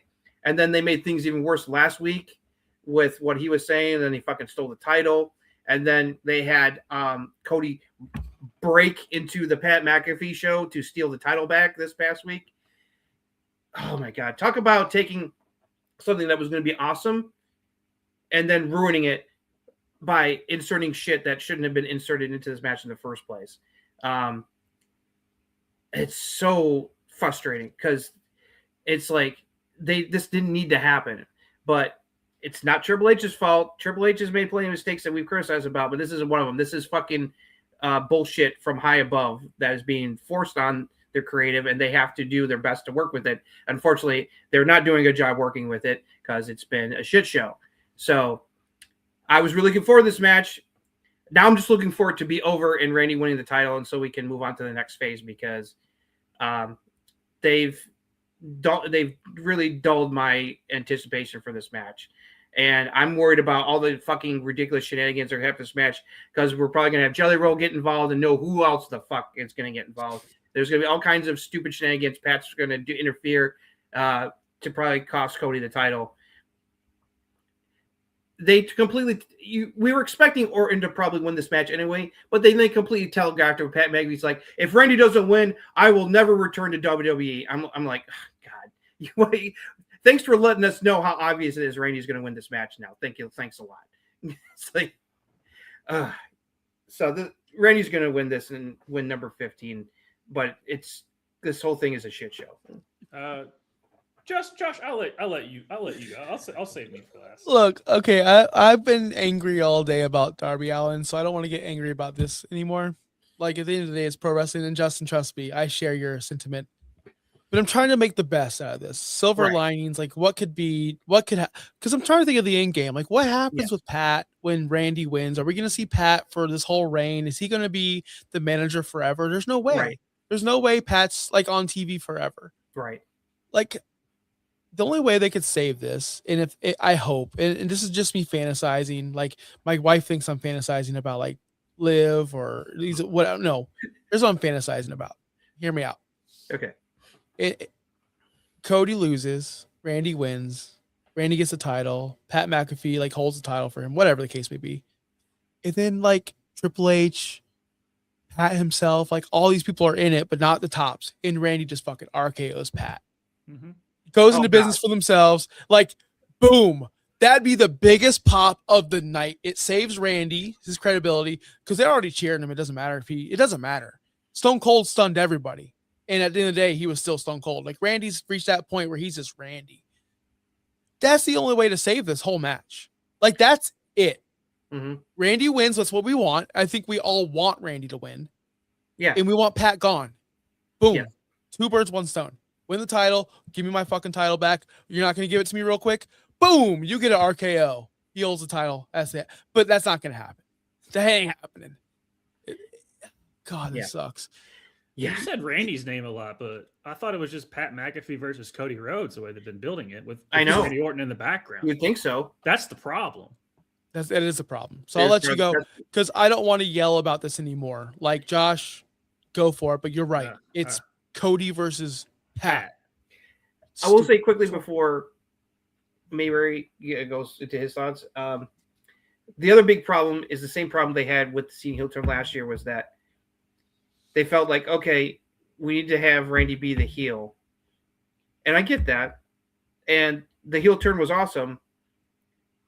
But the same problem you had with Cena last year happened. Fans don't want to boo Randy. Fans want to see Randy win number 15. They love Randy. And so you're having the same fucking problem you had last year with the Cena heel turn where it's not working. And they felt like, well, if we insert Pat here and we do this, they're getting the heat. Pat's getting the heat. The fans are making it clear that they're not happy that Pat's involved in this. And it's had the effect where they're not booing Randy, but like on SmackDown last week when they were beating up on Cody, the fans weren't really cheering for Randy either because they're pissed about the whole McAfee bullshit. So I see what they're trying to do, but it's not really working. It's the same problem with the Cena heel turn last year. It's like you're trying to turn someone heel that the fans don't want to boo. And so that creates a whole nother level of problem. So, but is there any way they can, my co-host, is there any way they can salvage this? No, because they already got the tag team match booked for Backlash. So pretty much. That's out of the window. I do give my hats off to Pat McAfee for them basically coercing him into doing this and then him trying to do everything in his power to make people hate his ass. And he's doing very well at it. He's very talented. I know people give shit to Pat McAfee. He's gotten to the point during this feud that people online that I think know the difference between a work and a shoot think that Pat McAfee just doesn't like wrestling. Like his promos have gotten to the point where people who know how wrestling works online are just like, how dare he say that? I'm like, he's doing a work, guys. Like that's what he's doing, but he's so good at it. You should let him wrangle because he was talking about how like we need to go back to the Attitude Era. I love how Cody and everyone was like, Randy Orton didn't even wrestle during the fucking Attitude Era. He came in after the Attitude Era was over with. We had roots to crush it. It's like that makes talking about it. Sense. Yeah, of course, but historic. But you're still, but it's cringe as shit. Yeah, it is. It's cringe, but you have 2 of the greatest of all time reaching milestones with a dumbass forced celebrity part 2 years in a row, and it involved Cody Rhodes. And not just 1, but 2, with Jelly Roll now included as well. Right, but I'm just saying, like, the Travis Scott thing last year, and you got Pat McAfee this year. I honestly, because I've followed Pat McAfee's career ever since he retired from football. And him working his tail off with his boys to do the podcast, him saying, like, when he joined Barstool, they're like, Adam, like, they had, like, a little funny video of him saying he's retiring and joining Barstool to get into the broadcasting game. And Adam Vinatieri was there because he was a teammate at the time. He's like, you realize you're giving up millions of dollars to go into podcasts? He goes, I realize it's stupid, but I just want to take, just basically make him joke of it. But he really did. He took a bet on himself, and look where he is. It's not just because he knows the right people and he's good at networking. He is a talented mofo. I mean, look back at the NXT stuff that he did in that cage match and the Adam Cole match. And his match with Gunther. This is also shout out to Gunther, but Pat was also, there's 2 to tango in that. So Pat is I'm a fan of Pat, of the person and the stuff that he puts in and stuff like that. This ain't it, dog. This just ain't it. And it stinks because when me and Justin were talking about them, like trying to figure out why Drew McIntyre wasn't involved, because we would want him to get his WrestleMania main event in front of people. No, I wouldn't smash my TV. I just go like this because it's fucking stupid. Yeah. And we were like, oh, so we get to do the 20 years of history and, the teacher and the pupil and like that whole story. It's written. You didn't have to do anything different. It's written. Right. And people are saying, oh, I'm hoping they don't boo Randy, or they're going to cheer Randy. And you have two basically baby faces in the big main event on night 2. You could have saved the heel making it work after he wins the title here at the end. Or even the beatdown that he did, got the old school, like, voices in my head, Randy. Perfect. You don't need someone else in this. You don't need Jelly Roll, or Smack Roll is basically at this point, because Jelly Roll's all over the damn place in SmackDown. Yeah, right. Like, you just don't. It's just, your tickets are too high. You're forcing shit that doesn't need to be there. Just let wrestling be wrestling and stop trying to do some corporate crap that you don't know nothing about. Yeah, like people rightly said when he was like, well, how come we're not selling more WrestleMania tickets? Because they're too fucking expensive. It's like TKO. Thank God CM Punk got to shoot on that. Yeah, and at the end of this, I just feel bad for Cody and Randy and Pat, because they're basically like, oh, we're not going to do the story that's so easy to tell, and we know you two are really good at telling it. And Pat, do you want to do this? No, actually, I don't. Here's a gajillion dollars. Okay, I'll make it work. Right, because it's on record. It's like he originally said no, but then they must have convinced him by giving him more money, and then he changed his mind. But yeah, they're doing their best they can to make something out of the shit that had been handed. Yeah. And part of me thinks, because this is how Triple H works, he was like, sure, have a Rock here. I'll go ahead and just blow this whole wad, just to prove the point of you're forcing your hand. It's not going to make the product better. Yeah. And this is Triple H going, sure, we'll just have Pat do everything. Well, I'll just terribly book this whole thing and I'll let everybody know that Ari was the one that forced him into it. So as this thing just becomes shittier and shittier and shittier, guess what? It ain't going to be my fault. People aren't putting the blame on me. So when people are saying, oh, creative is bad, no, you forced it on me. And so I'm just going to make it worse. It was your idea, and I said it wouldn't work. Here now, I'm going to make it more work, because he's said what you want about Triple H in the ring and all this stuff. He is the best politician wrestler ever. Oh, yeah. He knows what he's doing. Sure.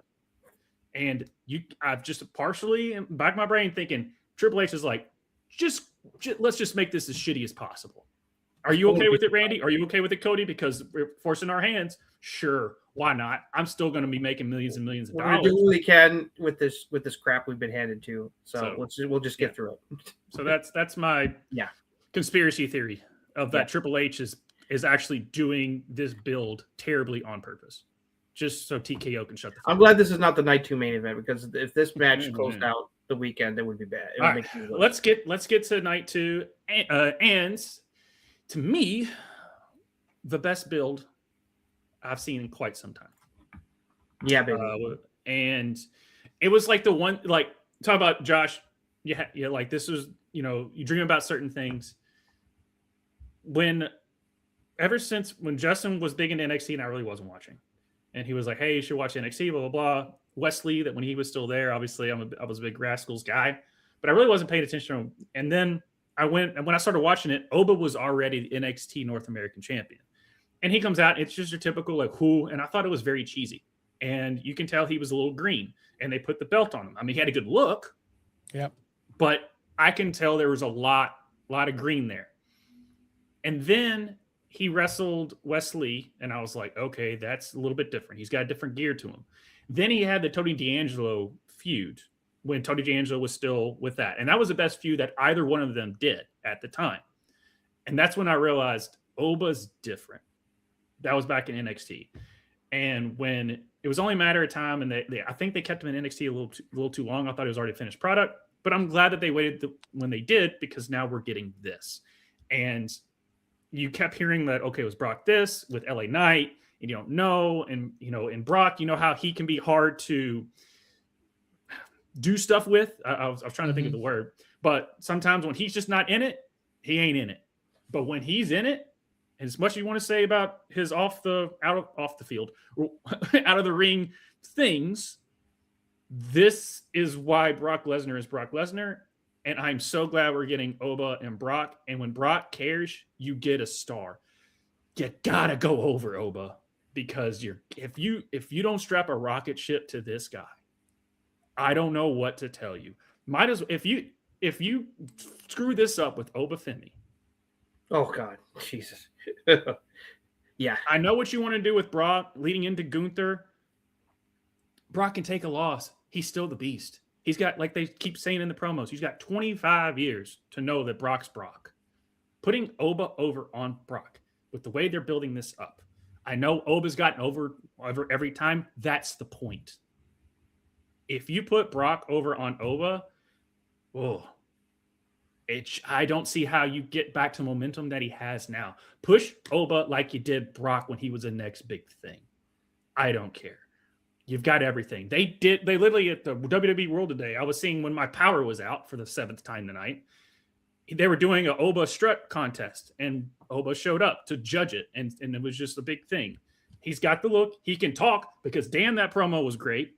I know it was scripted as shit, but he still delivered it with passion, and it felt like it was him, which is very tough to do.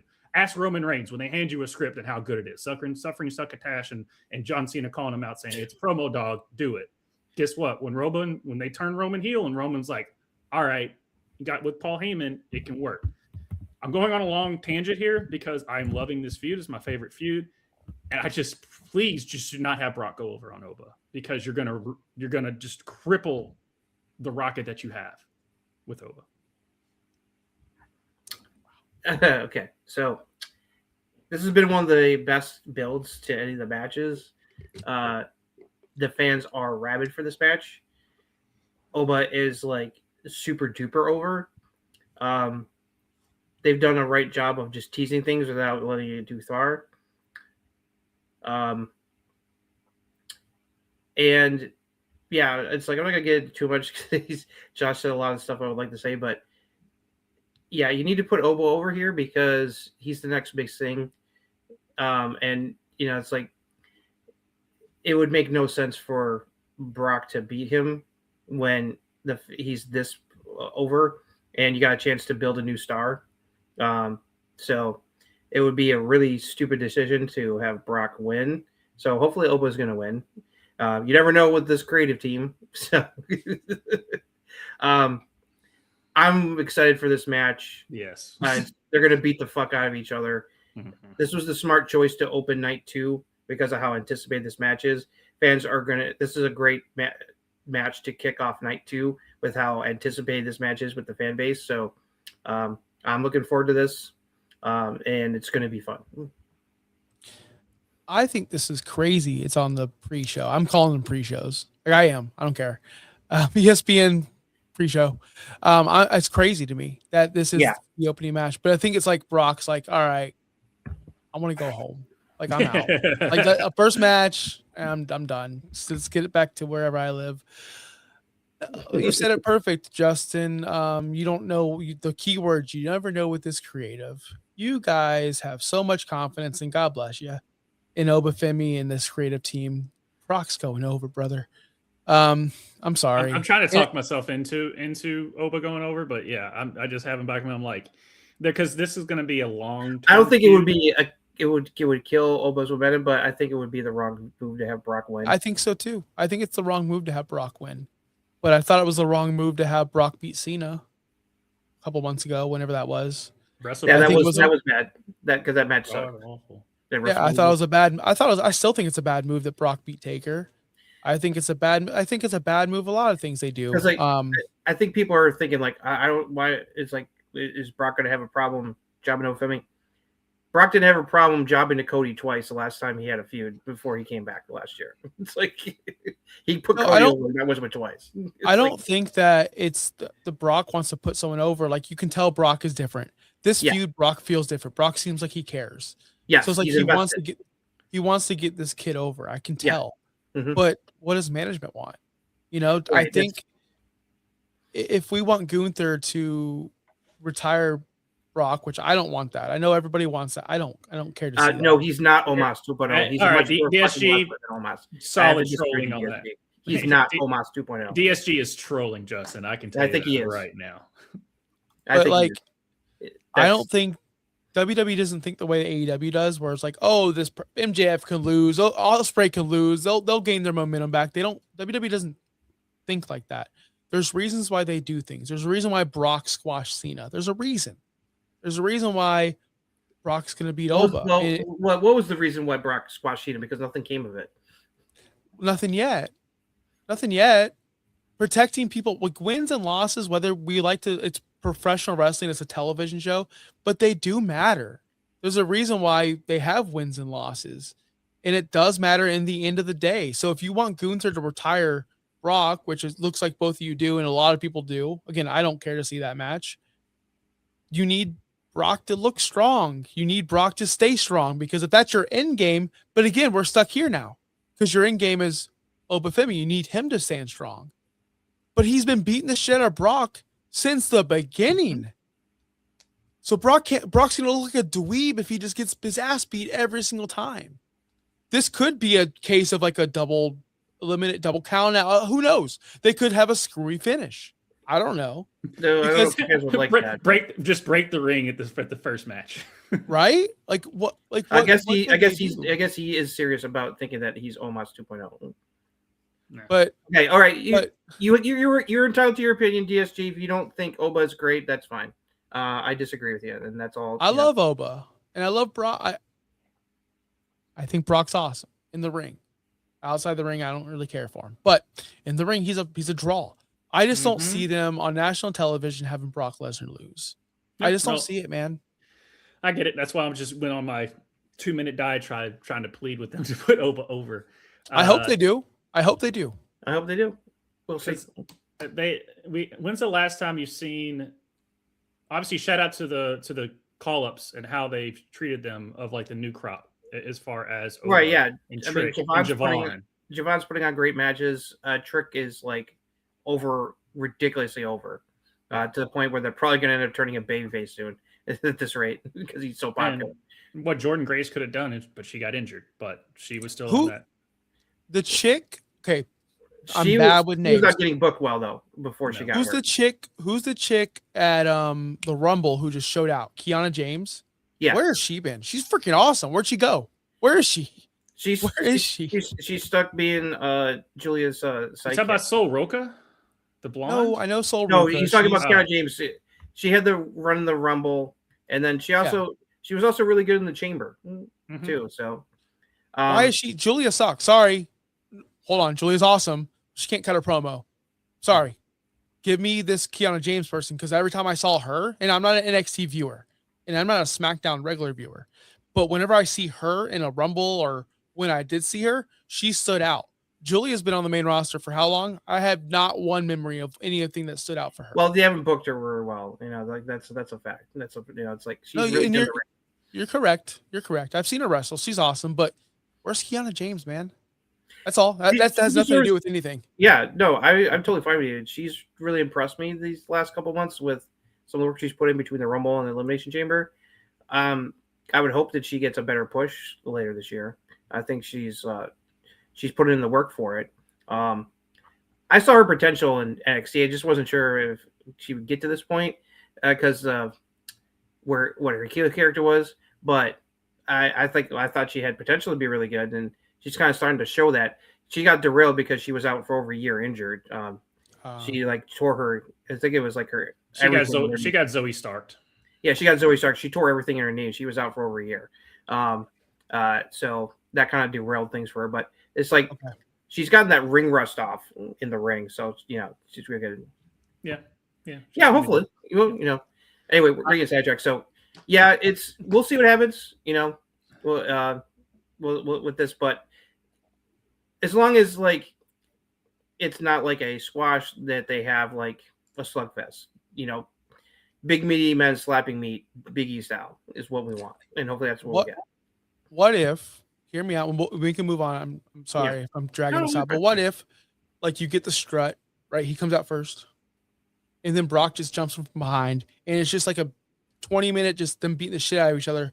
The bell never rang. We still get the action. We still get so nobody loses, and there no match ever happened. What if? I'm just trying to think of how you can. I know, but I'm just trying to put how do you protect both? You can't do it. No, you really can't. And it's like the only way that you can because like you're saying, like it, but you're trying to retire Brock, so he still needs to be the beast. But you've got the Boba has the most momentum of any wrestler right now in WWE. So you really can't have him lose. So you're kind of rocking a hard place because this build has been so good. So you're like, what do I do? And you were like, you said, like, do we do a no contest? You could. Do you, if one of them loses, do you make it to where this is a long-term feud because this thing has been so good?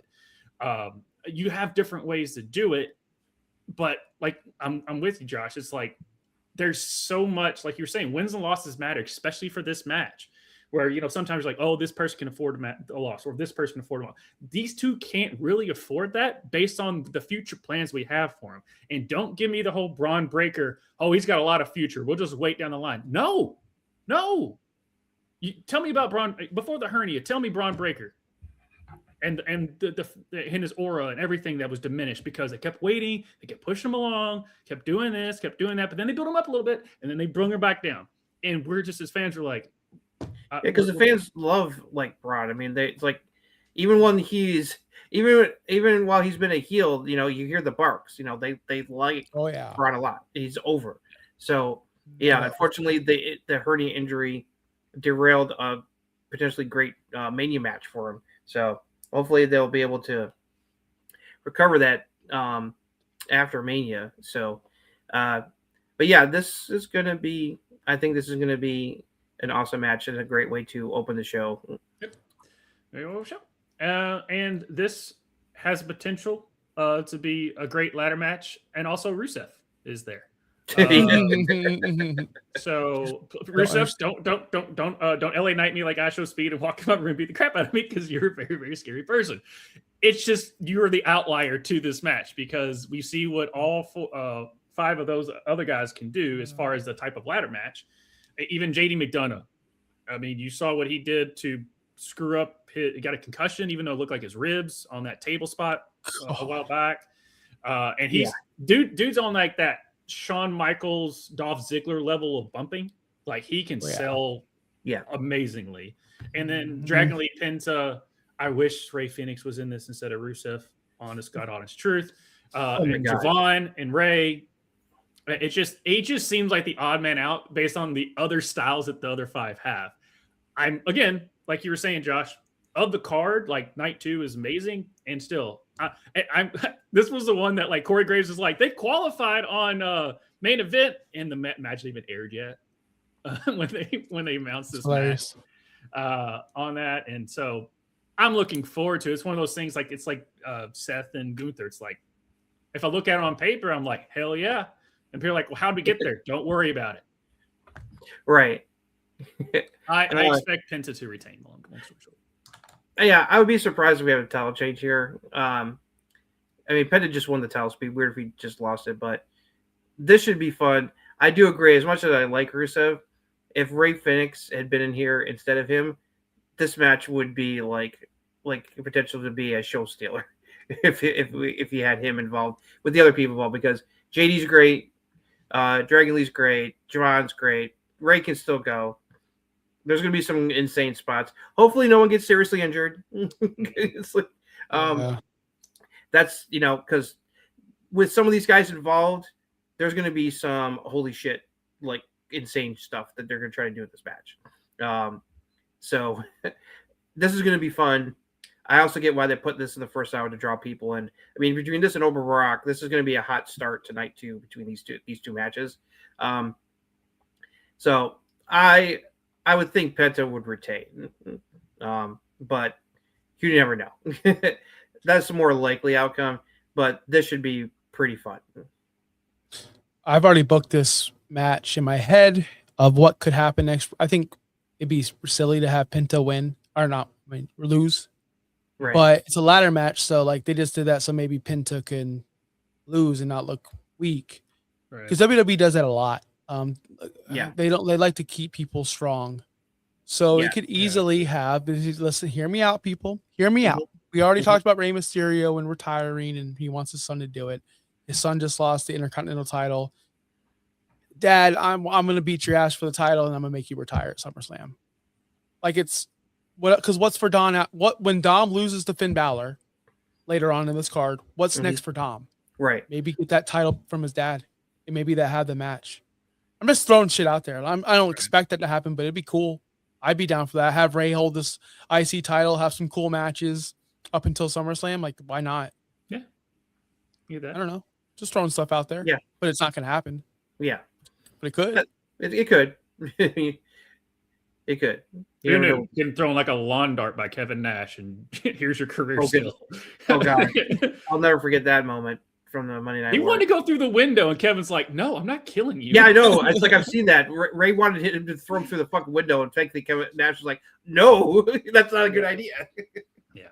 But yeah, no, yeah, this match could steal the show. I mean, I get why Rusev is there, because you have to have a little difference of a wrestler, because the rest, all 5 of those are basically the same style, which I don't think is wrong, but it just feels like, you're painting with the same paint, and at least he's a different color of that's a valid question, DSG.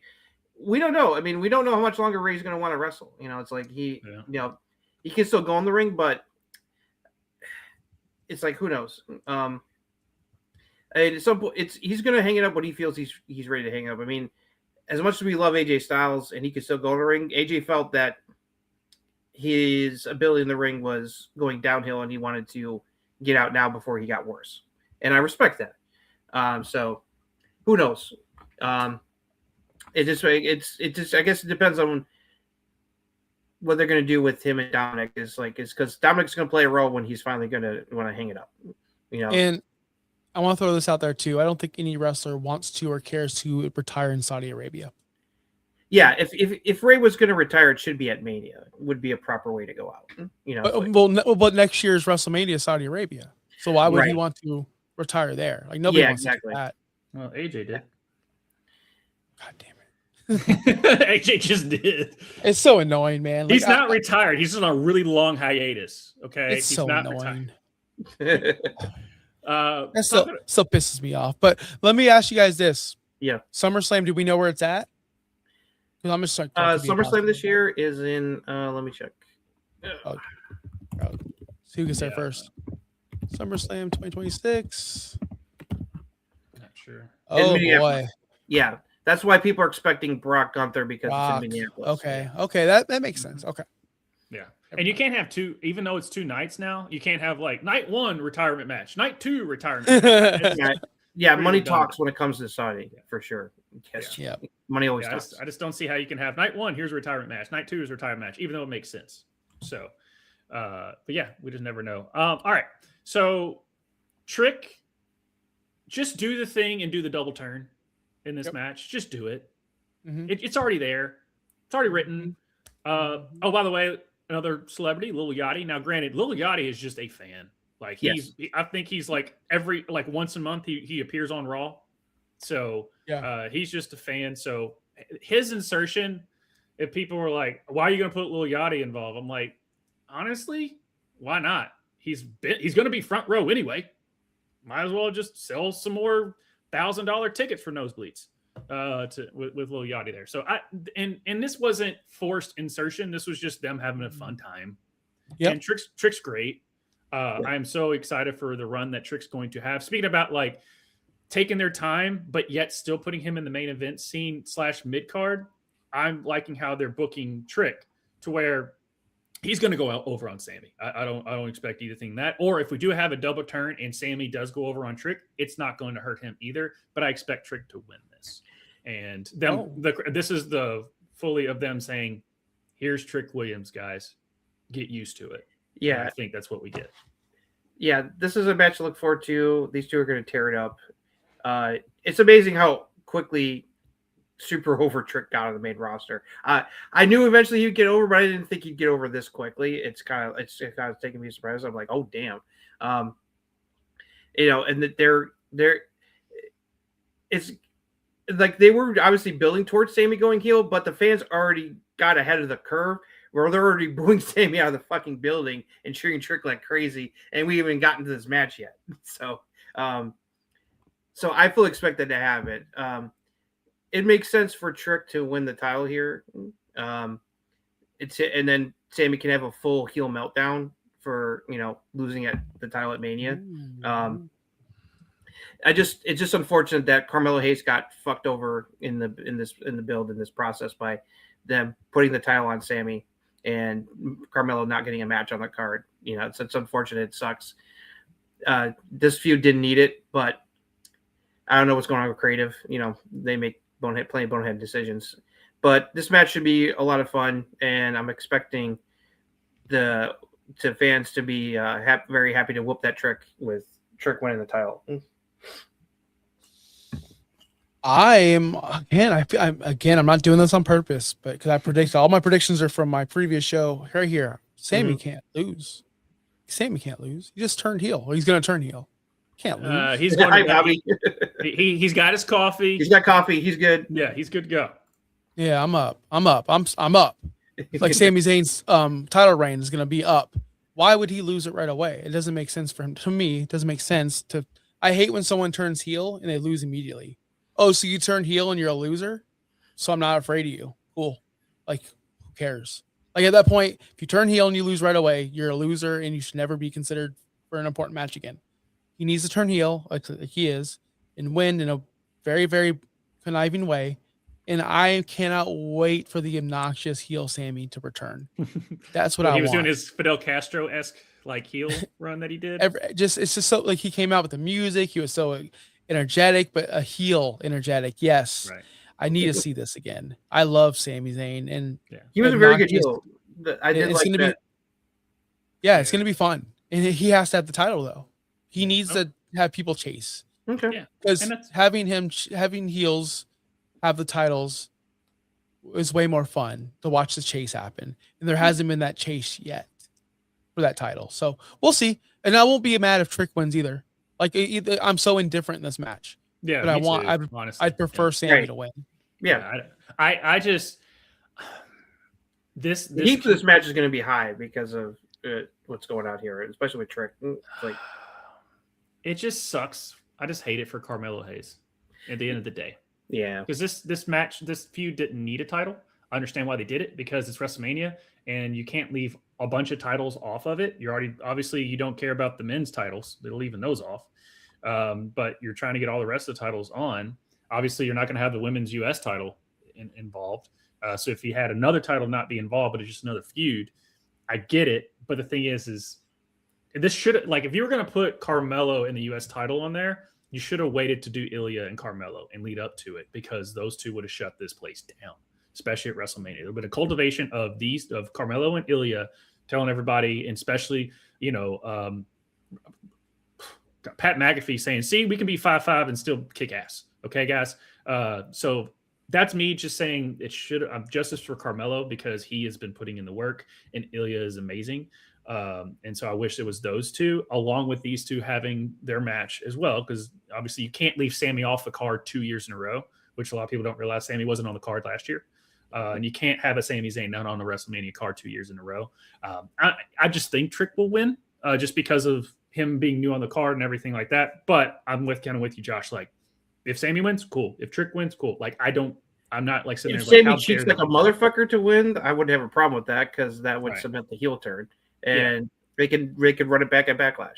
I just don't think that they're the circuit that they're putting Trick on right now. He's on how many shows? He's all over the place. He's all over the place.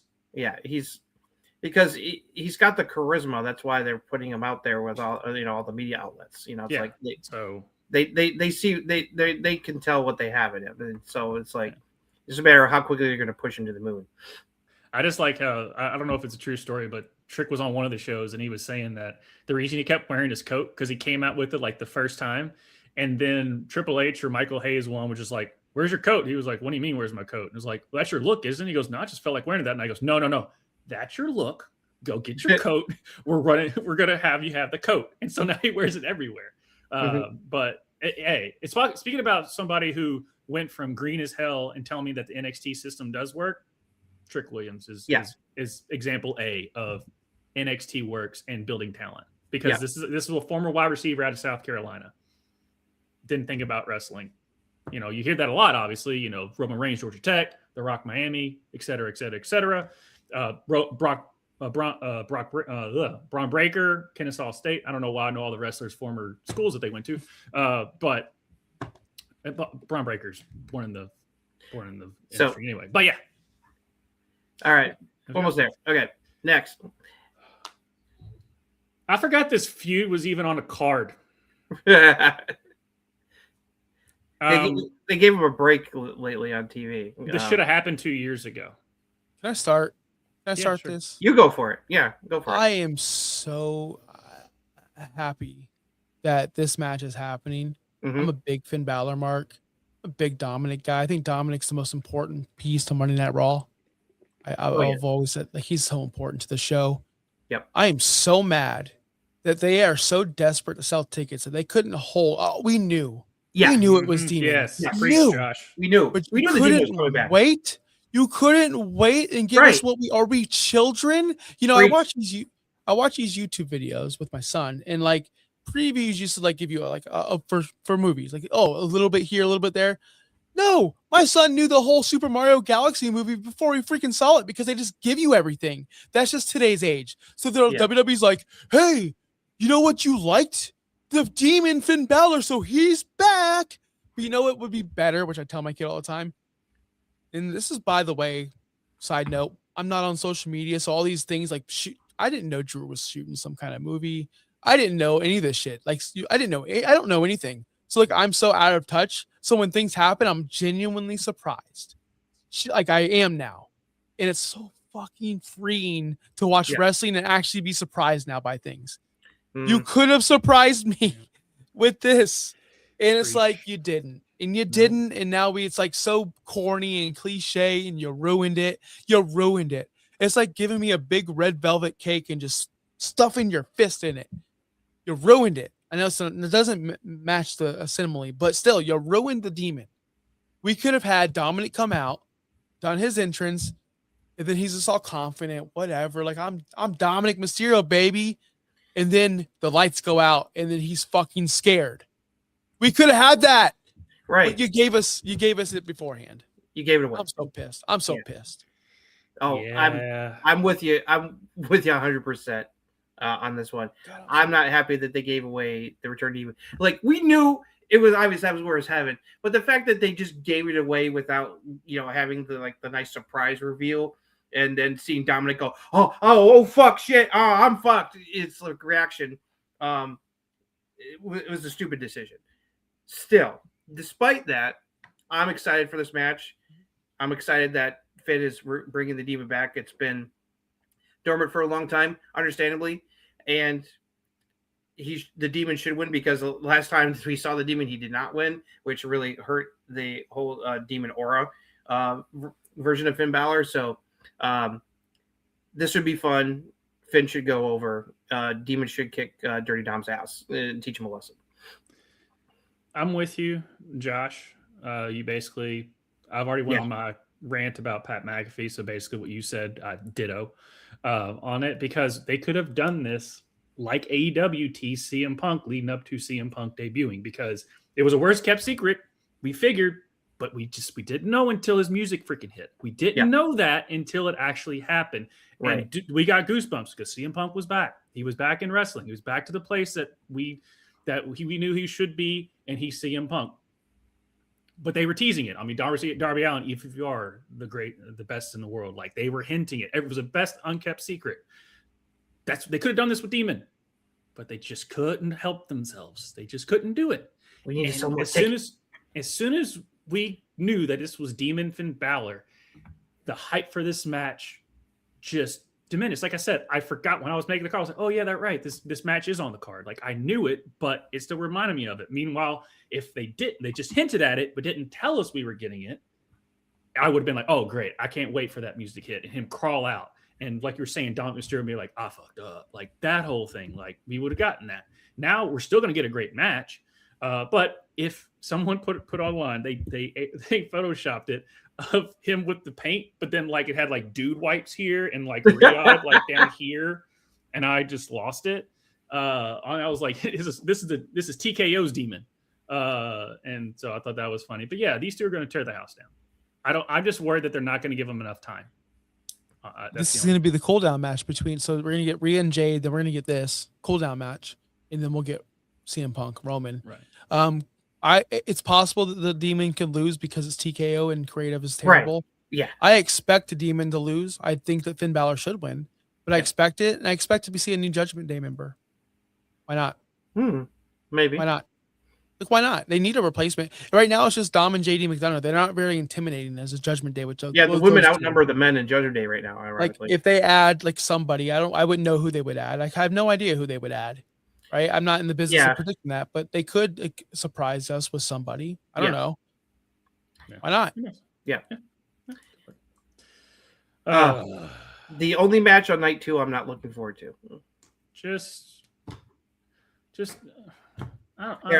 I'll start because I got plenty to say about this match. Jade Cargill sucks. It's a fact. She sucks. She's got the aura, she's got the look, but in the ring, she's not. The fact that she has not improved significantly just boggles my mind. Now, the best thing they could have done was to send her to NXT for a little bit to have her try to get better. But no, they're like, no, she's so big and awesome. We're just going to have her go right to the main roster, which was a mistake. This title run has been abysmal. And I get why they put Rhea in here because, like we said, no Bianca.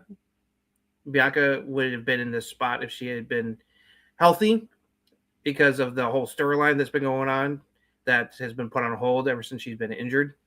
It has not been resolved. So we got this, and the build for this has been terrible. Rhea's tried. She's tried her best. The only time they finally got heat is when they beat the fuck out of Io Sky because the fans love Io.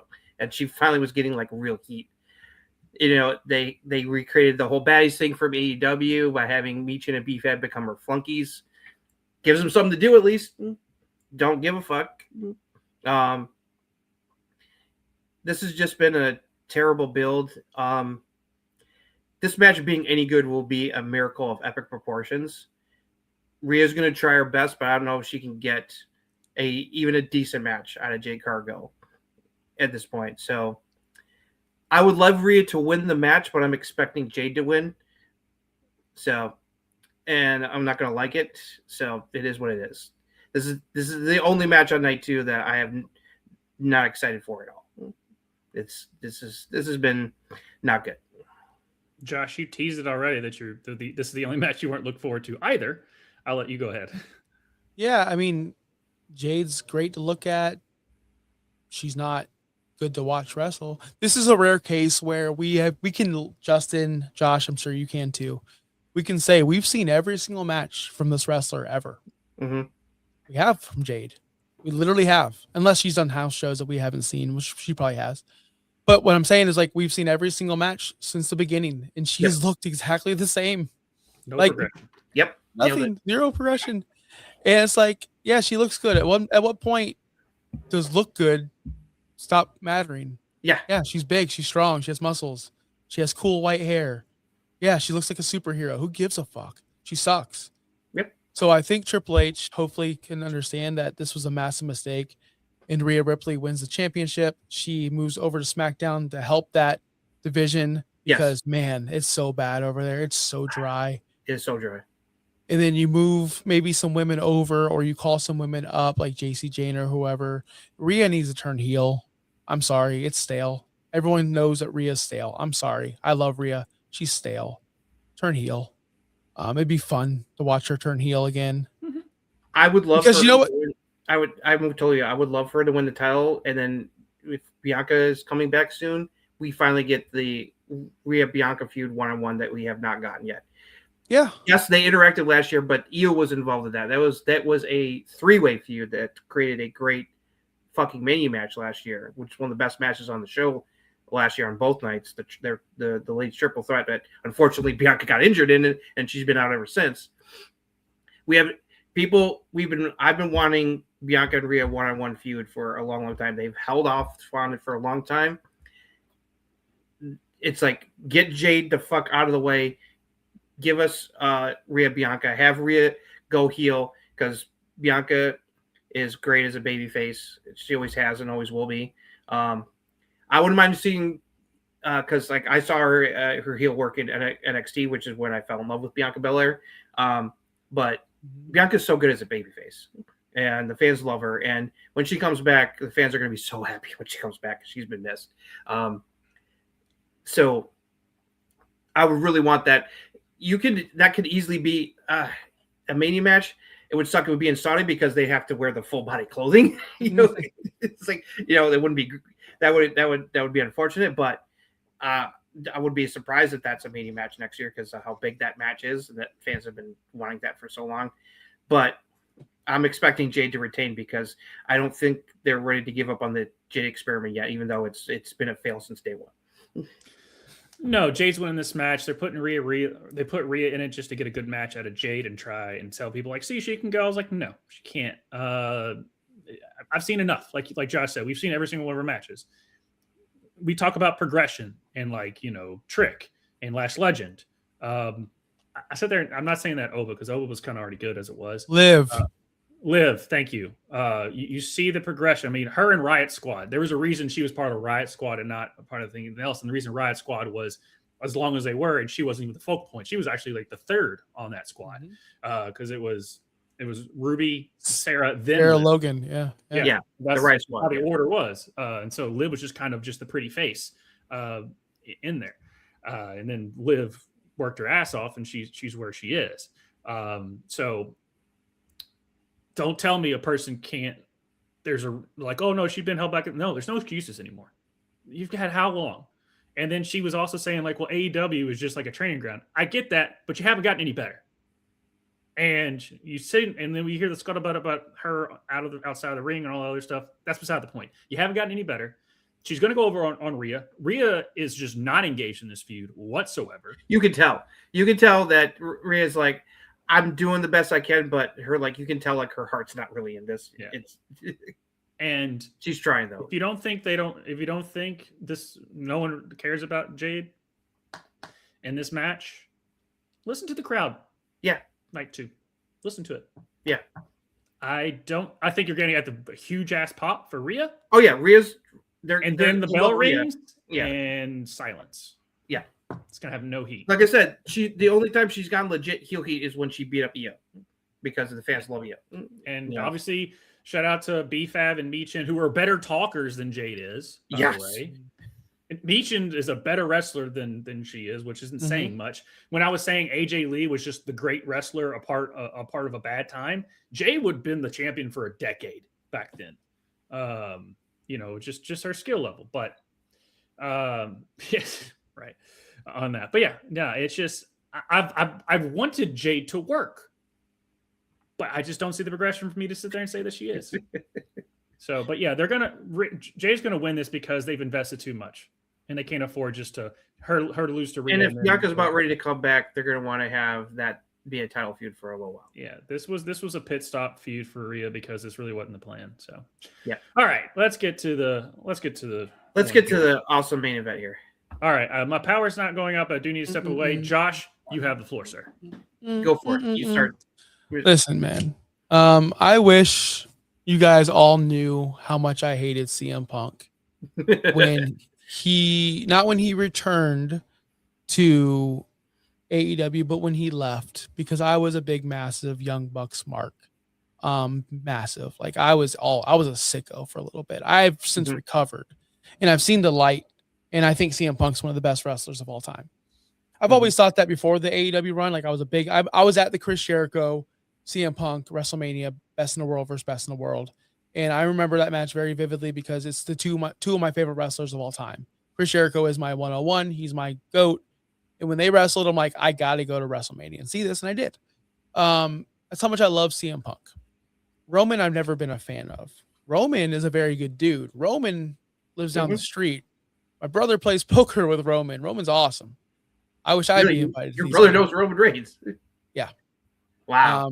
Not a flex, not personal, but they played cards together and they know. I know where he lives. I can go to Roman's. Roman lives 15, 20 minutes from me. Wow, that's wild. Yeah. So one night, this is the first time that I realized that they played Roman. So my best friend's boss is very rich, and he lives right next to Roman Reigns. And we used to play cards at this guy's house, and I haven't played at that guy's house in a long time. My brother's like, "Oh, you should have came tonight because I was invited." And he sent me a screenshot, and this is before head of the table, Roman. This is like 10 years ago, Roman. And he was literally sitting at the head of the table playing poker, and all my friends are like, "Hey, you should have been here," because they know I'm a WWE guy. It's very common to see wrestlers here in Tampa, so it's like not a big deal. But like, I was talking shit about Roman a couple weeks ago to my brother. He's like, "Dude, Roman's an awesome guy. Like, I still see him once in a while because they play cards, and he's just an awesome guy. Stop talking shit about him." I said, "Dude, you don't understand. Like, I'm talking shit about the character, like not him. Like, I'm sure he's fine." But besides the point, all this, Roman, I don't know who's gonna win. I don't care who's gonna win. I think this is going to be a great. I think it's going to be one of the greatest WrestleMania main events that could ever happen because you have the two of the best in the world. You have the two of the best in the world. I said this on my last show. Cody is not the face of the company, though. That doesn't have to do with this. CM Punk is the champion, but he's not the face of the company. He's not. If you have all three, Cody, Roman, and Punk, and you have them all come out like on the same show, who's going to get the most reaction? It's going to be Roman. Always will be. Roman is the guy. Roman could win this match, and I think he will. On my show, I picked CM Punk because I knew they all would. So I'm just trying to, because we're playing for like our pay-per-view champ. So I'm just trying to break even. But in reality, I do think Roman's walking away with this title. And I think the bloodline is reforming. And I think from the start of WrestleMania, when the Usos walk out on LA Night, because they have heat with Punk, they never got their apology. It never was resolved. They still have lasting heat. They will be involved in this match. And by the end of the night, everybody in Las Vegas will be putting their ones up, including Jay and Jimmy, including Roman, with the title. I think Roman's walking away with this title. I think, and if you guys are right with Becky losing or winning, we can see CM Punk and AJ Lee taking a couple weeks off, and we don't see CM Punk for a while. And that also means we don't see Roman for a while. That also means we don't see the WWE World Heavyweight Championship on Raw anymore, which would be a big hit. But another thing, another check mark for Roman. He's never won that title. I think Roman's winning this title. I think everyone's going CM Punk. It's the obvious choice, but it's not so obvious. We're seeing the bloodline reforming because that's when they were the hottest. And TKO saw that, and they know they need help. And this is going to lead to Jay turning on Roman eventually. And then finally we get what we wanted. And I know the yeet shit didn't work, but when was Jay the hottest? Not the yeet shit, is when he went against Roman and all that shit happened. We can recreate that. That Hell in the Cell match between Jay and Roman when Jimmy's involved, that was some great ass storytelling. Yeah. What they did. I mean, Roman's in tears, but he's still the maniacal guy. Like he's like it's my but that's one of my favorite power hungry. That's one of my favorite things ever is that match where Roman's got the crocodile tears or Jimmy's pleading for him not to kill Jay. He's like, I'm sorry. It's going to be okay. And then he grabs Jimmy and puts him in the guillotine and starts choking him the fuck out and makes Jay say, I quit in order to lose the match. So fucking good storytelling. No, I get where you're coming from with this. I'm looking forward to this match because I think the build has been great to this match. It cooled off a little bit because they put a lot of the best stuff in the beginning.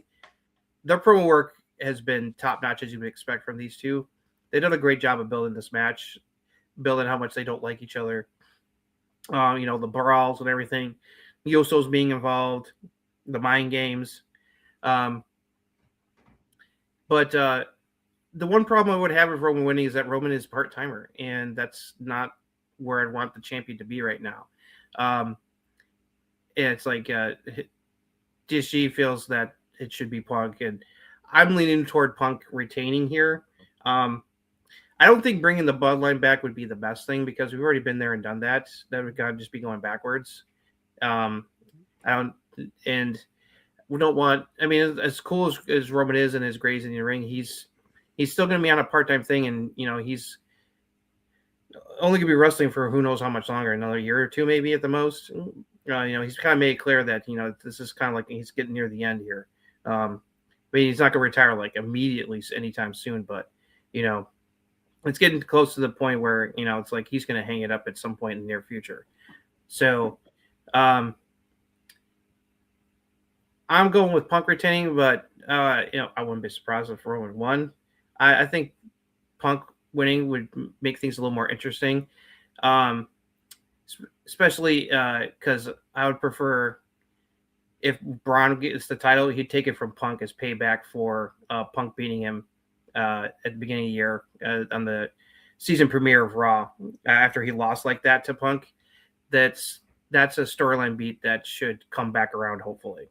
So this match is going to be awesome. It's the right choice to close out Mania weekend.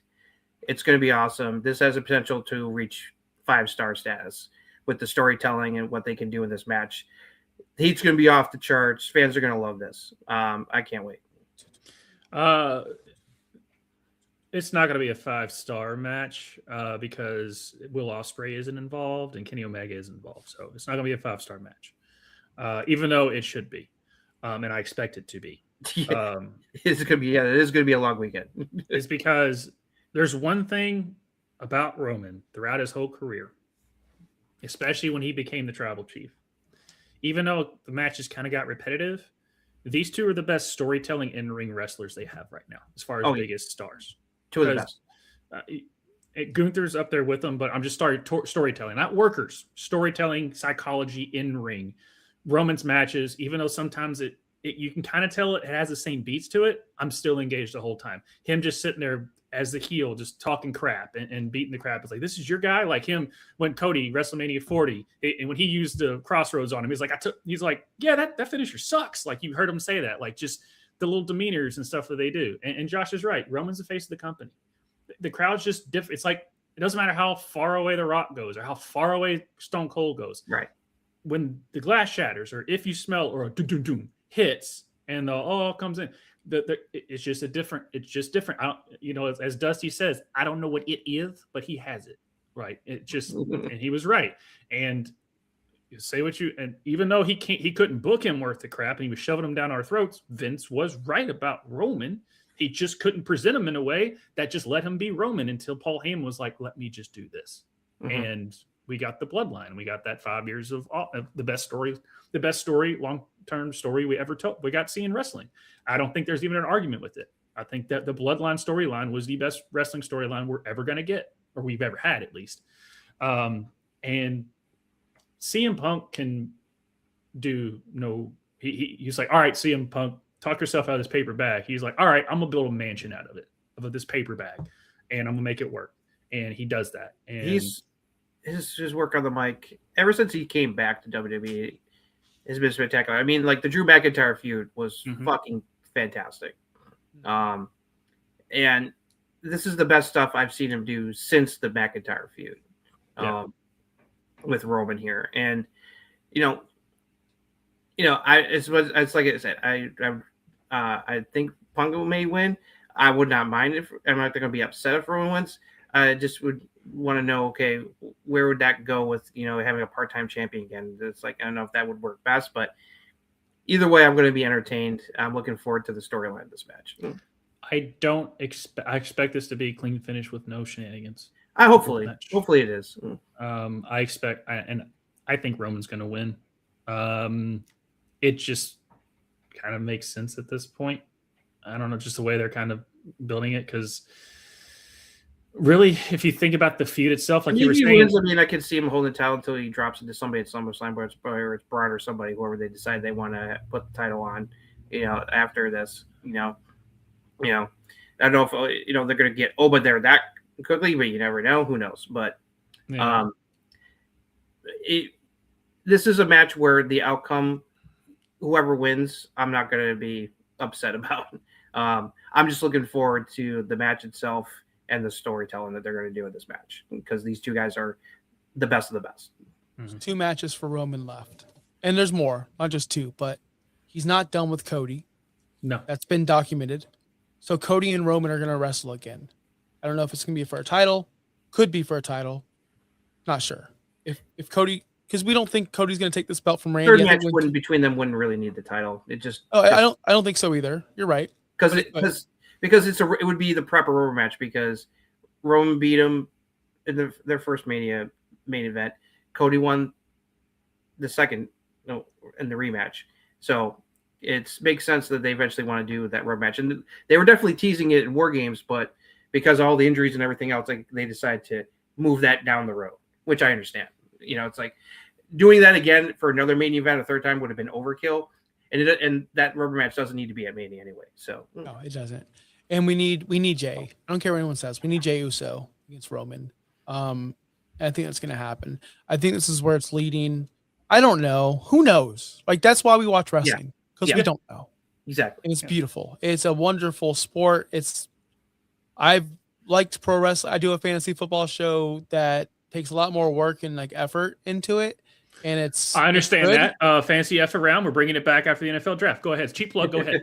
No, but my thing is like I enjoy wrestling streams. I enjoy talking wrestling more. I enjoy watching wrestling more than sports. If Monday Night Raw, which it happens every year of my life ever since I've been born, or Monday Night Football is on, guess what I'm watching? I'm watching Raw. I'm watching Raw because most likely the teams that are playing on Monday Night Football I don't care about. And guess who I do care about? The characters that show up every week. When people ask, how do you watch pro wrestling? You're an adult. Yeah. How do you watch Real Housewives of New Jersey or whatever you watch? Stranger Things. You get attached to these characters. And these characters have been with us our entire life. They stay long. People get attached to people like Michael Scott from The Office or whatever you watch. They're there for 7-8 years of your life. We've known Stone Cold Steve Austin since middle school, brother. Like these people don't understand the attachment we get with these characters. And that's what pro wrestling's about. And I know I'm rambling about shit right now because I am delusional. It's 10:30 at night. But that's why we watch WrestleMania for CM Punk and Roman Reigns and the story they're going to tell. It doesn't matter who wins or loses. It doesn't matter in the end. These are props. These are characters. But we watch it because we're entertained. So whatever happens, just be happy and I hate the whole, just be happy and watch pro wrestling. But we get to be happy and watch pro wrestling. And the two of the best ever do. We never thought we'd see CM Punk in a WWE ring ever again. And now we get him in the main event. That's awesome.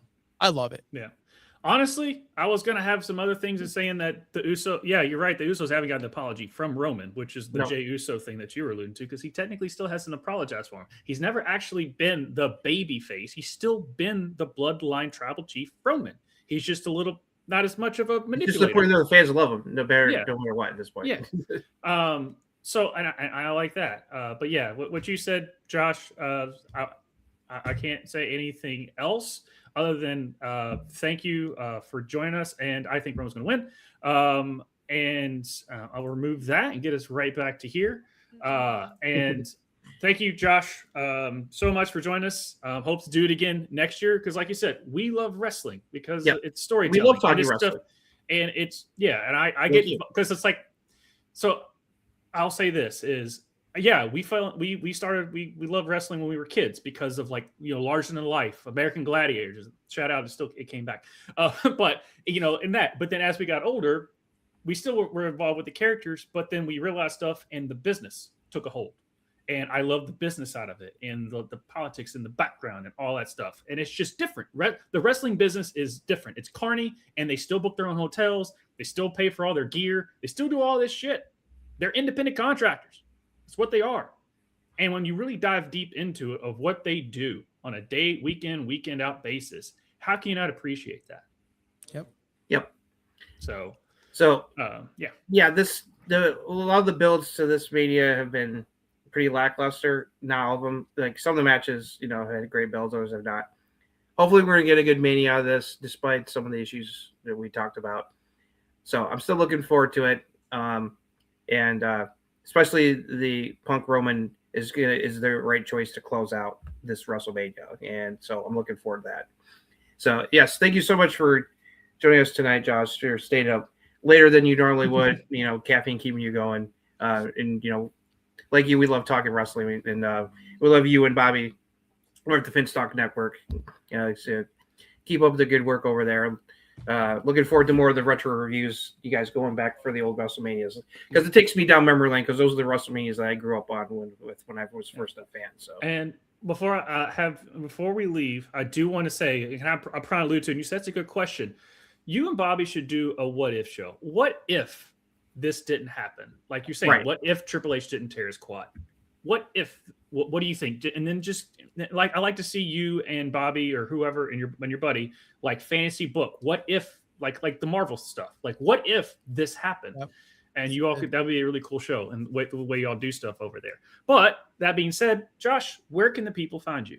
Yes. Nowhere. I'm not on social media, but if you seriously, but here on the Finstock Sports Network, or not here, I'm not on the Finstock Sport, but on the Finstock Sports Network with Bobby every single Saturday, no holds barred. If you're into fantasy football, I'm gonna go ahead and plug my stuff. Fantasy Now Plus, we're live during the season. We're live 7 days a week. During the off season, we're live every Wednesday. We will be doing a live. When I say we, my peasants that work for, they're not watching this. My people that work for me on the network, they'll be doing the live draft show and covering that. I will not, because the draft. Dude, have you guys watched the NFL draft? I can't stand. Listen. This is the whole thing. I'm not going to keep people long, but if you're into football and you're in the NFL draft, you really stay up and watch 10 minutes of a team going, I'm going to announce this kid's name.